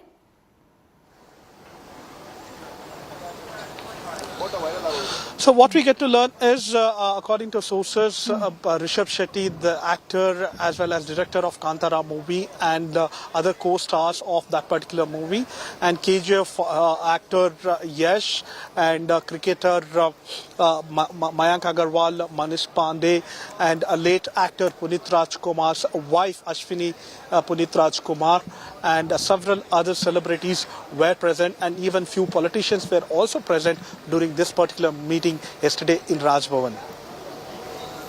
Sagai getting us all of those details of that meeting. Remember, the Prime Minister is in Karnataka. The state is poll-bound. Interesting developments with him having a dinner meeting last night. And these are first pictures of the Prime Minister's meeting with Kannada icons. Prime Ministers met superstars Yash, Rishabh Shetty and other prominent Kannada actors. Also comedian, in fact, also he's met a comedian also in these pictures, in fact, who put these out on social media. These have been doing the rounds. It's gone completely viral, the Prime Minister meeting Shraddha as well, and she's spoken about it too.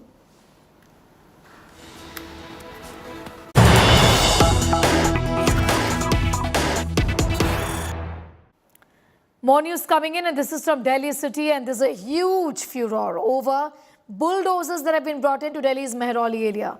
This is the Delhi Bulldozer Dangle 2.0, where the demolition drive is triggered a huge protest. The residents are out.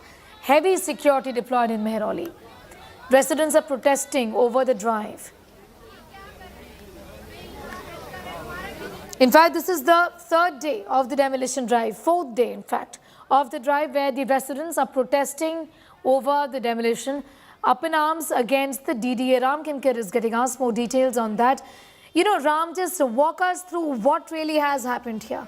Weren't the residents given any sort of a notice? They say they had nothing really and they have nowhere to go now. Could have this not been done better? What's really going on?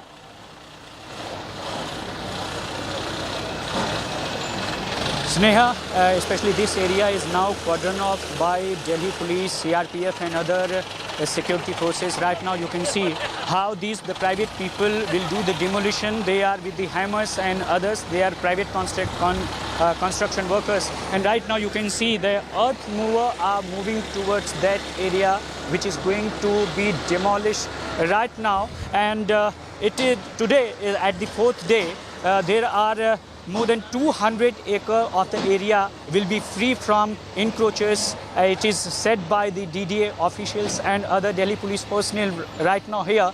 There are some other persons who used to do their shops here, but they vacate their shops and right now you can see that how this demolition will take place. But those who are the residents and occupants of that premises are clearly saying that they are not residing here only 1 or 2 or 3 years, but they are residing here more than 40 years, and they have all the legal documents, especially the registry of that area. That is why they are raising question over the demolition activity of Delhi police, especially the DDA. But right now, the Delhi police personnel are here, and they are also talking with those, and they are also taking their steps to those occupants before the demolition drive. They should vacate, and they are also saying that this drive will go here towards the Mehroli Thana, because these shops are also coming under the encroachment activity.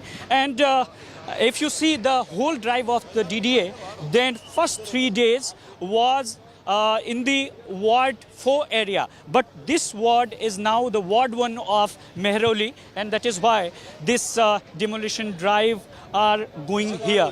But right now, Sneha, the people are saying that they are living here from the decades. But what happened with the government, that government is taking such initiatives to demolish their premises? Joining with the some of occupants of the, आप ये बताइए कि जो demolition है आज क्यों हो रहा है, जबकि आप कह रहे थे कि आपकी जो शॉप है वो बहुत सालों से यहाँ पर है, आज ये डिमोलिशन क्यों? सर ये हमें भी नहीं पता लगा। ये डिमार्केशन अपने आप ही जब हमारे को अलॉट हुई थी तब ये मेहरौली का एक इलाका था। So demolition, especially the demarcation by the authorities is the main reason behind this. Some are saying that they are not comes under the demarcation, but the DDA officials are clearly saying that they are demolishing only those structures who are coming under the demarcation of the DDA. Okay. And that is why the demarcation by the DDA, especially the agency, is now under suspicion. And this Ram, question I'm going to raises keep by coming back to the you for more details on that story, Ram Kinkar, with a detailed ground report. With that, it's time for a quick commercial break here. We're getting you much more news on the other side. Do stay on with us.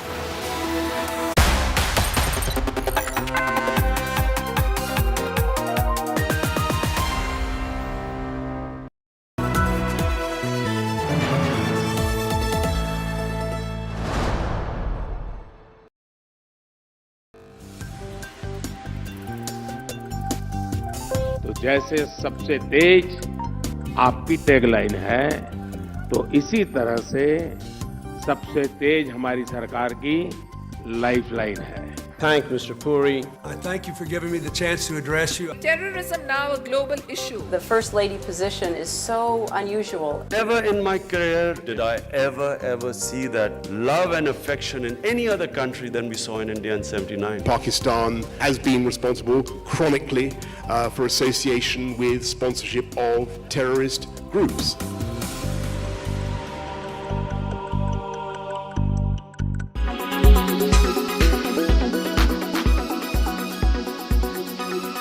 Ambassador Sir, the fact that Syria has been under sanction, and there are many countries that have, despite not lifting of the sanctions, have sent aid. Could you tell us which are those countries that are sending humanitarian assistance and aid to Syria? And secondly, we've seen a lot of messaging from various countries regarding the earthquake, but very little on Syria, more to do with Turkey. What is your position or your reading on how the world has reacted to a natural calamity where lives have been lost? Firstly, I would love to mention that those sanctions are only political sanctions imposed by the Americans due to some political concerns and interests. We have been always independent in our decision, and we will be independent in our decision. The country is changing. And it's not the United States, the God of the world anymore. Other countries looking for the position they deserve in the new world are taking their independent decision. Among those comes India. As I'm telling you, it took only some hours to start taking the decision of being with the Syrian people and the Syrian government.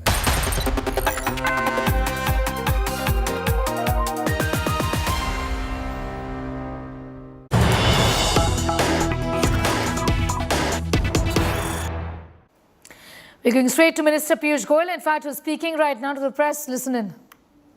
और जिस प्रकार से लगातार well में आके house की proceedings को disturb करने का काम विपक्ष कर रही है, ये सभी की देश के लिए एक बहुत गलत मैसेज है और सभी का मानना है कि उन्होंने माफी मांगनी चाहिए। जिन माननीय सदस्यों ने चेयर का अपमान किया, जिन माननीय सदस्यों ने रूल्स लगातार तोड़े हैं, जिन माननीय सदस्यों ने माननीय प्रधानमंत्री जी को अपना रिप्लाई नहीं देने दिया महामहिम राष्ट्रपति जी के उद्बोधन पर, उनको माफी मांगनी चाहिए और फिर वो प्रस्ताव ले आए तो मुझे पूरा विश्वास है कि सदन अपने विवेक से उस पर निर्णय लेगा, लेकिन उसका एक प्रोसीजर है। मैं मानता हूं कि उन्होंने माफी मांगनी चाहिए और माफी मांग के विपक्ष के नेताओं ने ये व्यक्त करना चाहिए कि आगे वो सदन की कार्रवाई ठीक से सुचारू रूप से चलने देंगे। बहुत बहुत धन्यवाद। Well, in fact, the government responding to what's really happening inside the house as far as slogans against the Prime Minister is concerned. On the other hand, at least in Rajya Sabha, the scenes that we witnessed were of the chair expunging many of those things that were being said by leaders of the opposition, by leader of the opposition and members of the opposition inside the house today, even as the showdown continues over a Congress MP, in fact, making a video of the proceedings inside the House. The chair has said that that is not acceptable and has suspended the MP in question. Adani's showdown continues in the upper house. Soon after the proceedings began, chaos broke out in Rajya Sabha after parts of Congress leader and leader of opposition Mallikarjun Kharge's speech were expunged by Chairman Jagdeep Dhankar. Even as Rajya Sabha chairperson continued to rap the opposition, members of the opposition continued to chant Modi, Adani, bye-bye slogans. Following this, Rajya Sabha chairperson had to reject the notices of all parties. The opposition has been cornering the Modi government over the Hindenburg report on the Adani group. Earlier, leaders from 14 opposition parties held a meeting in Kharge's chamber in Parliament.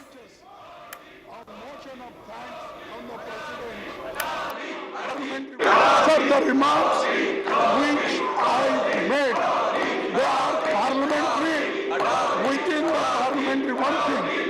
And Rajni Patil, unnecessarily, she has been suspended under the pressure of government.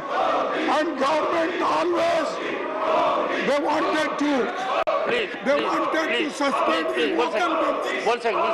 Particularly One second. Leader of the opposition, I request you, you took the floor and you have indicated in so many words that the chair is acting under pressure. These are expunged. No. You are forfeiting your right to hold the floor. This can't be done. No, sorry. Nothing will go on record. Every time you make an allegation, chair is acting under pressure. How can that be countenanced? You make it outside, you make it inside the house. No, sir. Sorry. No.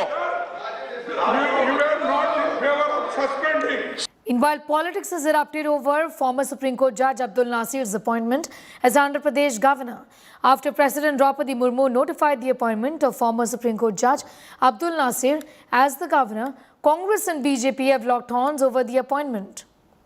Congress continues to question this appointment of a retired Supreme Court Judge as the Governor. Law Minister Kiren Rijiju took a jibe at the party and said the whole ecosystem is once again in full swing over this matter. Without taking names, he said they should better understand that they can no longer treat India as their personal fiefdom. Abdul Nasir, remember, was part of many landmark judgments, including the one on triple talaq in favor of the government, the Ayodhya Babri Masjid dispute again in favor of the government, and the demonetization case. नज़ीर अहमद साहब जैसे justice मिलेंगे नहीं, उनके फैसलों के ऊपर आप प्रश्न लगाएंगे, स्पष्ट दिखता है कि आप देश के किसी भी इंस्टीट्यूशन पर विश्वास करने को तैयार नहीं है, चाहे सुप्रीम कोर्ट हो, चाहे इलेक्शन कमीशन हो, चाहे वो आर्मी हो। ये प्रश्न खड़े करने का काम इसलिए क्योंकि जो इनको सूट करे वो ठीक है, जो सूट ना करे वो ठीक नहीं है। ये माई वे हाई वाली पॉलिसी ठीक नहीं है। ये बहुत दुखद है कि कांग्रेस पार्टी को इस तरीके की बातें कर रहे हैं आज देश विकास, तरक्की, उन्नति की तरफ आगे बढ़ रहा है और इसमें अगर कांग्रेस पार्टी सहयोग नहीं कर सकती तो कम से कम इसके रास्ते में नहीं आना चाहिए। हम सबको मिलकर तरक्की की तरफ आगे बढ़ना चाहिए और सकारात्मक तरीके से राजनीति करनी चाहिए। There is a need for a broader, wider discussion as to whether people who have served in the apex judiciary should really be qualified to or should they be accepting such post-retirement sinecures. It is a serious question which needs to be debated.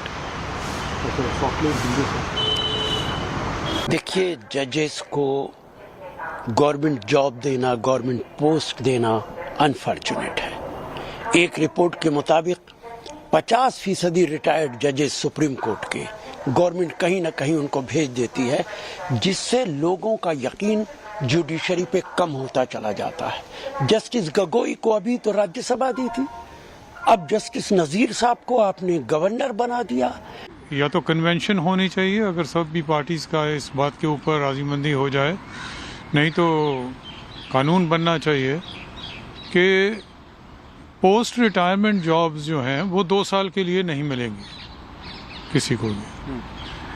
ये judiciary के अपने हित में है क्योंकि अटकल पचू बातें कही जाती हैं और ऐसी बातों को से छुटकारा पाने के लिए एक कानून ही बना देना चाहिए। क्या इस तरह के जजमेंट के तुरंत बाद आप रिटायर हुए और रिटायरमेंट के तुरंत 10 दिन के अंदर आप एक राज्य के राज्यपाल बन गए? क्या इन चीज़ों से, मैं उन न्यायाधीशों से पूछता हूँ जो ये इस तरह की चीज़ें एक्सेप्ट कर रहे हैं, क्या वो अपना कांच में अपना चेहरा देख पाते हैं कि उन्होंने 4-10 दिन पहले तो जजमेंट दिया और आज राज्यपाल पद की शपथ ले रहे? क्या वो अपने आप को चेहरा देख के अपने बाल बना पाते हैं? मैं उन न्यायाधीशों से पूछता हूँ। देखिए, ये वही जज साहब हैं जिन्होंने अयोध्या की जो 5 जजेस की बेंच थी उसमें ये एक हिस्सा थे और वो जो उसका वर्जन आया था, जो उसका फैसला आया था, उसमें इन्होंने पॉजिटिव दिया था। और यही वो जज साहब हैं जिन्होंने नोटबंदी को भी जायज़ करार दिया था। तो जो इन्होंने किया था उसका इनाम सरकार इनको दे रही है। Right now, here's a video tweeted by Congress Communications Chief Jairam Ramesh in a bid to embarrass the party. He's posted an excerpt of a speech by former Union Minister and BJP MP late Arun Jaitley in Parliament, where he said that a desire for post-retirement job influences pre-retirement judgments and it's a threat to the independence of the judiciary. Listen in. Pre-retirement judgments are influenced by the desire of a post-retirement job. Pre-retirement judgments are influenced by the desire of a post-retirement job. Huge political showdown has erupted over the appointment of former Supreme Court Judge Justice Abdul Nazir as the Governor of Andhra Pradesh. Calling the appointment a return gift by the BJP to the former judge, Congress has targeted the ruling party, accusing it of setting the wrong precedent. Remember, Justice Abdul Nazir was part of bench that gave the landmark Ayodhya judgment. Take a look. Former Supreme Court Judge Justice Abdul Nazir is the new governor of Andhra Pradesh. Justice Nazir was part of a 5-judge constitutional bench which delivered the landmark Ayodhya verdict, paving the way for the Ram Temple.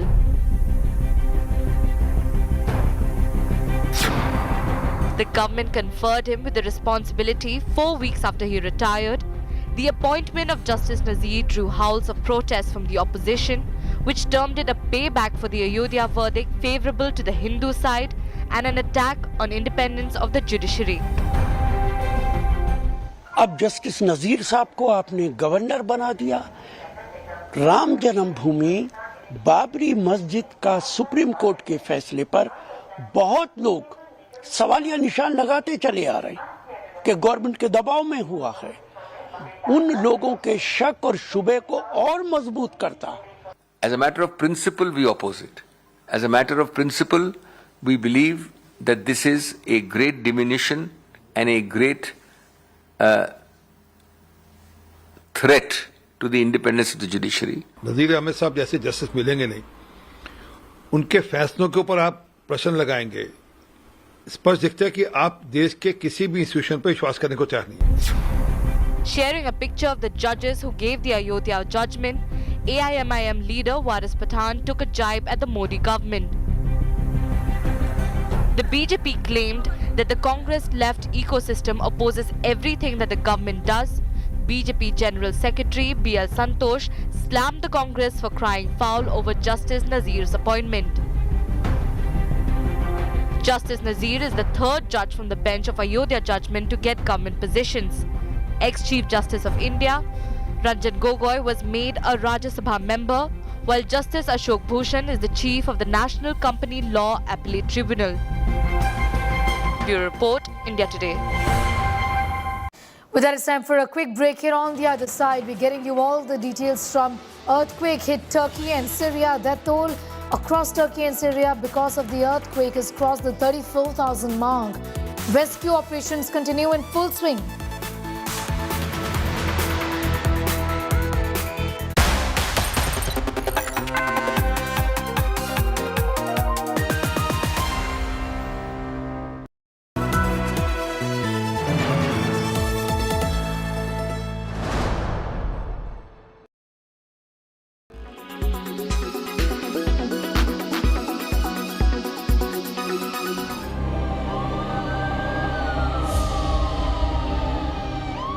On February 3rd, a train derailed in a village in Ohio, near the Pennsylvania state line.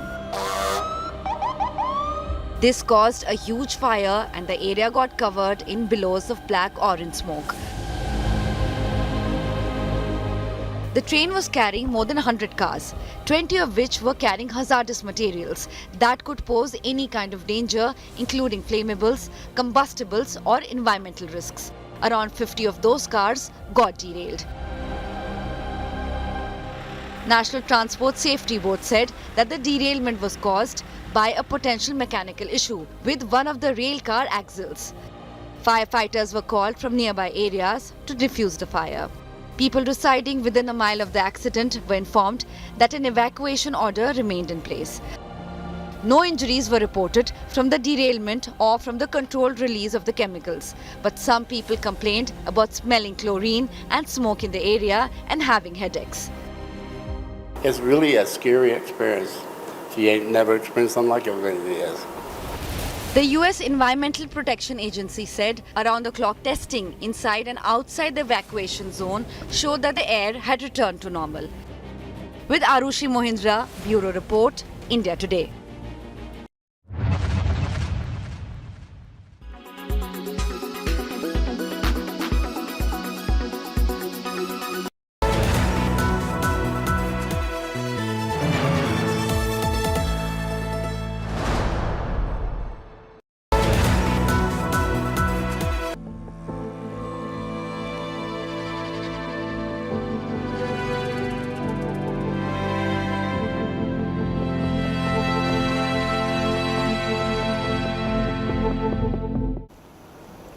Turkey and Syria continue to bear the brunt of the deadly earthquakes that hit the countries a week ago.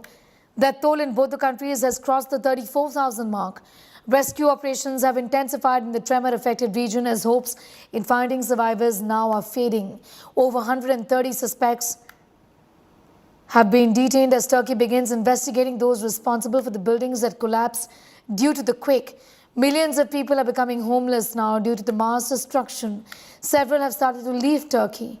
On Sunday, 7th Operation Dost flight from India reached Syria with over 23 tons of relief material including gensets, solar lamps, emergency and critical care medicines.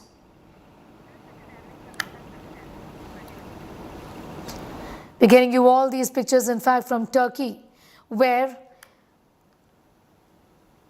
the hunt for survivors, in fact, continues a week after deadly earthquakes hit this region. Millions of people have now become homeless. There's been mass destruction. Several have started to even leave Turkey.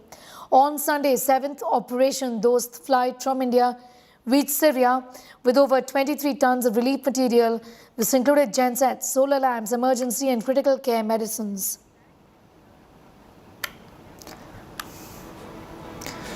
India Today's Gaurav Sawant is there and he's now joining us from a mass burial site for earthquake victims in Turkey. Gaurav, this is horrific. The death toll in the country, in Turkey at least, has crossed the 30,000 mark. Are there any hopes now for rescuing people alive, or is the toll expected to increase even further?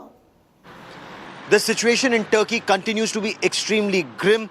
This now is the worst earthquake in the history of Turkey in the past 100 years.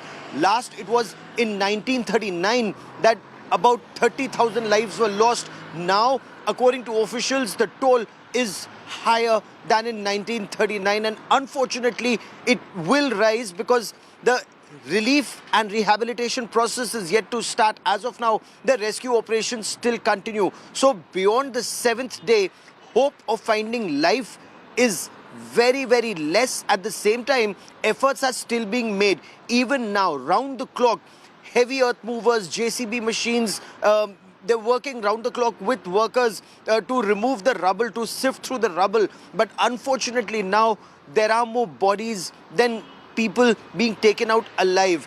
Hope actually going down with each passing day.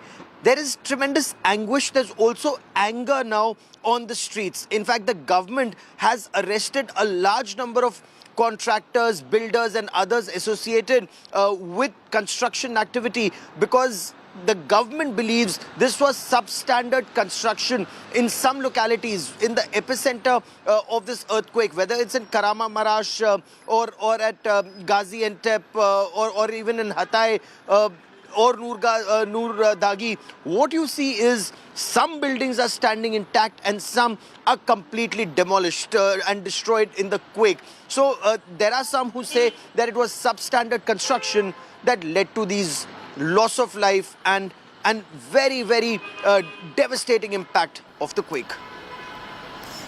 Gaurav, over 5,000 bodies, you've been telling us, have been buried at the mass graves at Kahramanmaraş in Turkey, with more coming in. How are the Turkish authorities really dealing with the tragic deaths of its citizens? The real magnitude of the earthquake was actually seen at these mass graves in Kahramanmaraş. Graveyards are running out of place and so many bodies and mangled remains have been recovered that JCB machines are working virtually round the clock in a pine forested area on the outskirts of Kahramanmaraş. And India Today was reporting from ground zero. You've seen those images till late at night. JCB machines, heavy earth digging machines, they are actually digging graves and more area needs to be cleared. One of the officials said that at least 5,000 people have already been buried at the epicenter of the earthquake in Kahramanmaraş. But unfortunately, this effort is only half done. Even as several vans, hearse, they would bring mortal remains, they would bring in dead bodies, and the digging would continue by these machines. Relatives were burying their dead. There were more vehicles that were coming in with additional bodies. So the real tragedy continues to unfold here in Turkey, and especially at the epicenter in Kahramanmaraş or in Hatay or in the Nur Dagi area. These areas in the south and central part of Turkey have been worst affected. Gaurav, I'm going to thank you for the moment for getting us up to speed with those developments. In fact, Gaurav Sawant, who is the only Indian reporter on ground zero, brings us this exclusive report from the mass graves of Kahramanmaraş. Take a look. The mass graves of Kahramanmaraş in Turkey. The images behind me are mind-numbing. They're actually soul-numbing. Not one, not two, not three, but there are thousands of graves here of people who were killed in the devastating earthquake. And each day, in fact each hour, as more bodies are pulled out of the damaged buildings, pulled out of the rubble, families, the police, aid workers, rescue workers, hearse operators, hospital staff, they all line up here. This place is absolutely jam-packed with relatives and sadly even graves. In Kahramanmaraş, by some accounts, the JCBs, the earth diggers, they're working round the clock to dig more graves. They don't have a tombstone, there is no time. In fact, in some instances, there isn't even a name. There is just a picture and a number of the person who's been buried here. This tragedy is too big to even comprehend at this stage. Kahramanmaraş and Turkey still to come to grips with the enormity of the tragedy that has struck this country. With cameraman Kripal Singh at Kahramanmaraş in Turkey, Gaurav Sawant for India Today. With millions of people left homeless, several are leaving Turkey now, seeking refuge outside of Turkey. Gaurav Sawant with more.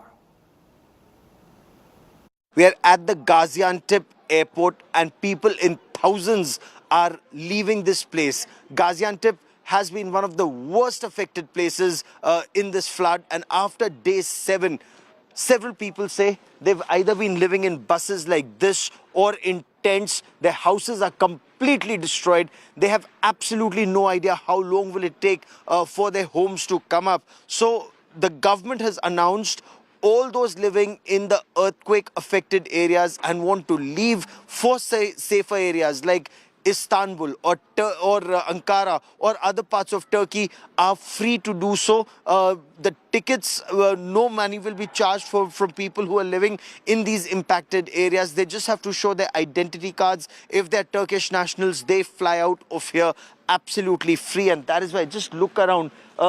This place is packed. Parking lots are full. Buses are full. There are thousands of people inside just waiting to go. We tried to speak to some of them and they said their homes are shattered. They are living in tents. They don't know how long will it take for the government to first pull down their houses and then make new houses for them. That is why they're looking for a safer place, a safer future for themselves and for their children. So Istanbul, Ankara, the northern part of the country, the safer part of the country is where they're headed. The government has taken another decision that no longer will they make high-rises in these areas which are in seismic zone 4 and 5. Only 4-storied buildings will be made in future. But that's a long process. It will take time first to pull down all those houses and then start rebuilding 4-storied structures. And once that happens, they say we will return. But till that happens, they have to live and look for a brighter future elsewhere. With cameraman Kripal Singh at Gaziantep, Turkey, Gaurav Sawant for India Today. In the latest developments from Turkey and Syria as death and destruction rages on in the aftermath of the deadly earthquakes. Let's take a look. A 9-year-old boy was pulled out alive from the ruins of a collapsed building in Turkey's Gaziantep nearly a week after a devastating earthquake killed tens of thousands of people.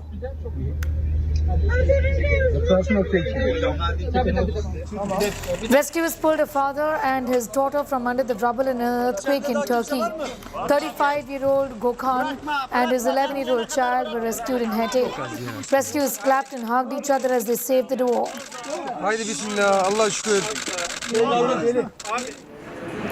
Syrian doctor has not left the hospital where he has been working in Syria's Idlib for 6 straight days now. The doctor goes by the name of Mustafa Al-Yamani. The small hospital near the Bab Hawa crossing is where many of the victims of the quake were taken and are receiving treatment. Nearly 7 days after Turkey's devastating earthquake, rescuers were still working relentlessly to find victims under buildings. The Turkish Defense Ministry showed military teams from Hatay lifting a man from the rubble on a stretcher, in fact. An army of excavators have been seen digging through debris. Drone footage is showing that. As Turkey continues to bear the brunt of the deadly earthquakes, the people of India are actively engaged in helping Turkey. Another batch of free of charge aid convoy was donated to the quake-affected region of this region. More than 100 suspects were detained in Turkey. As the country has said, they are going to investigate who really was responsible for the buildings collapsing because of last week's earthquake.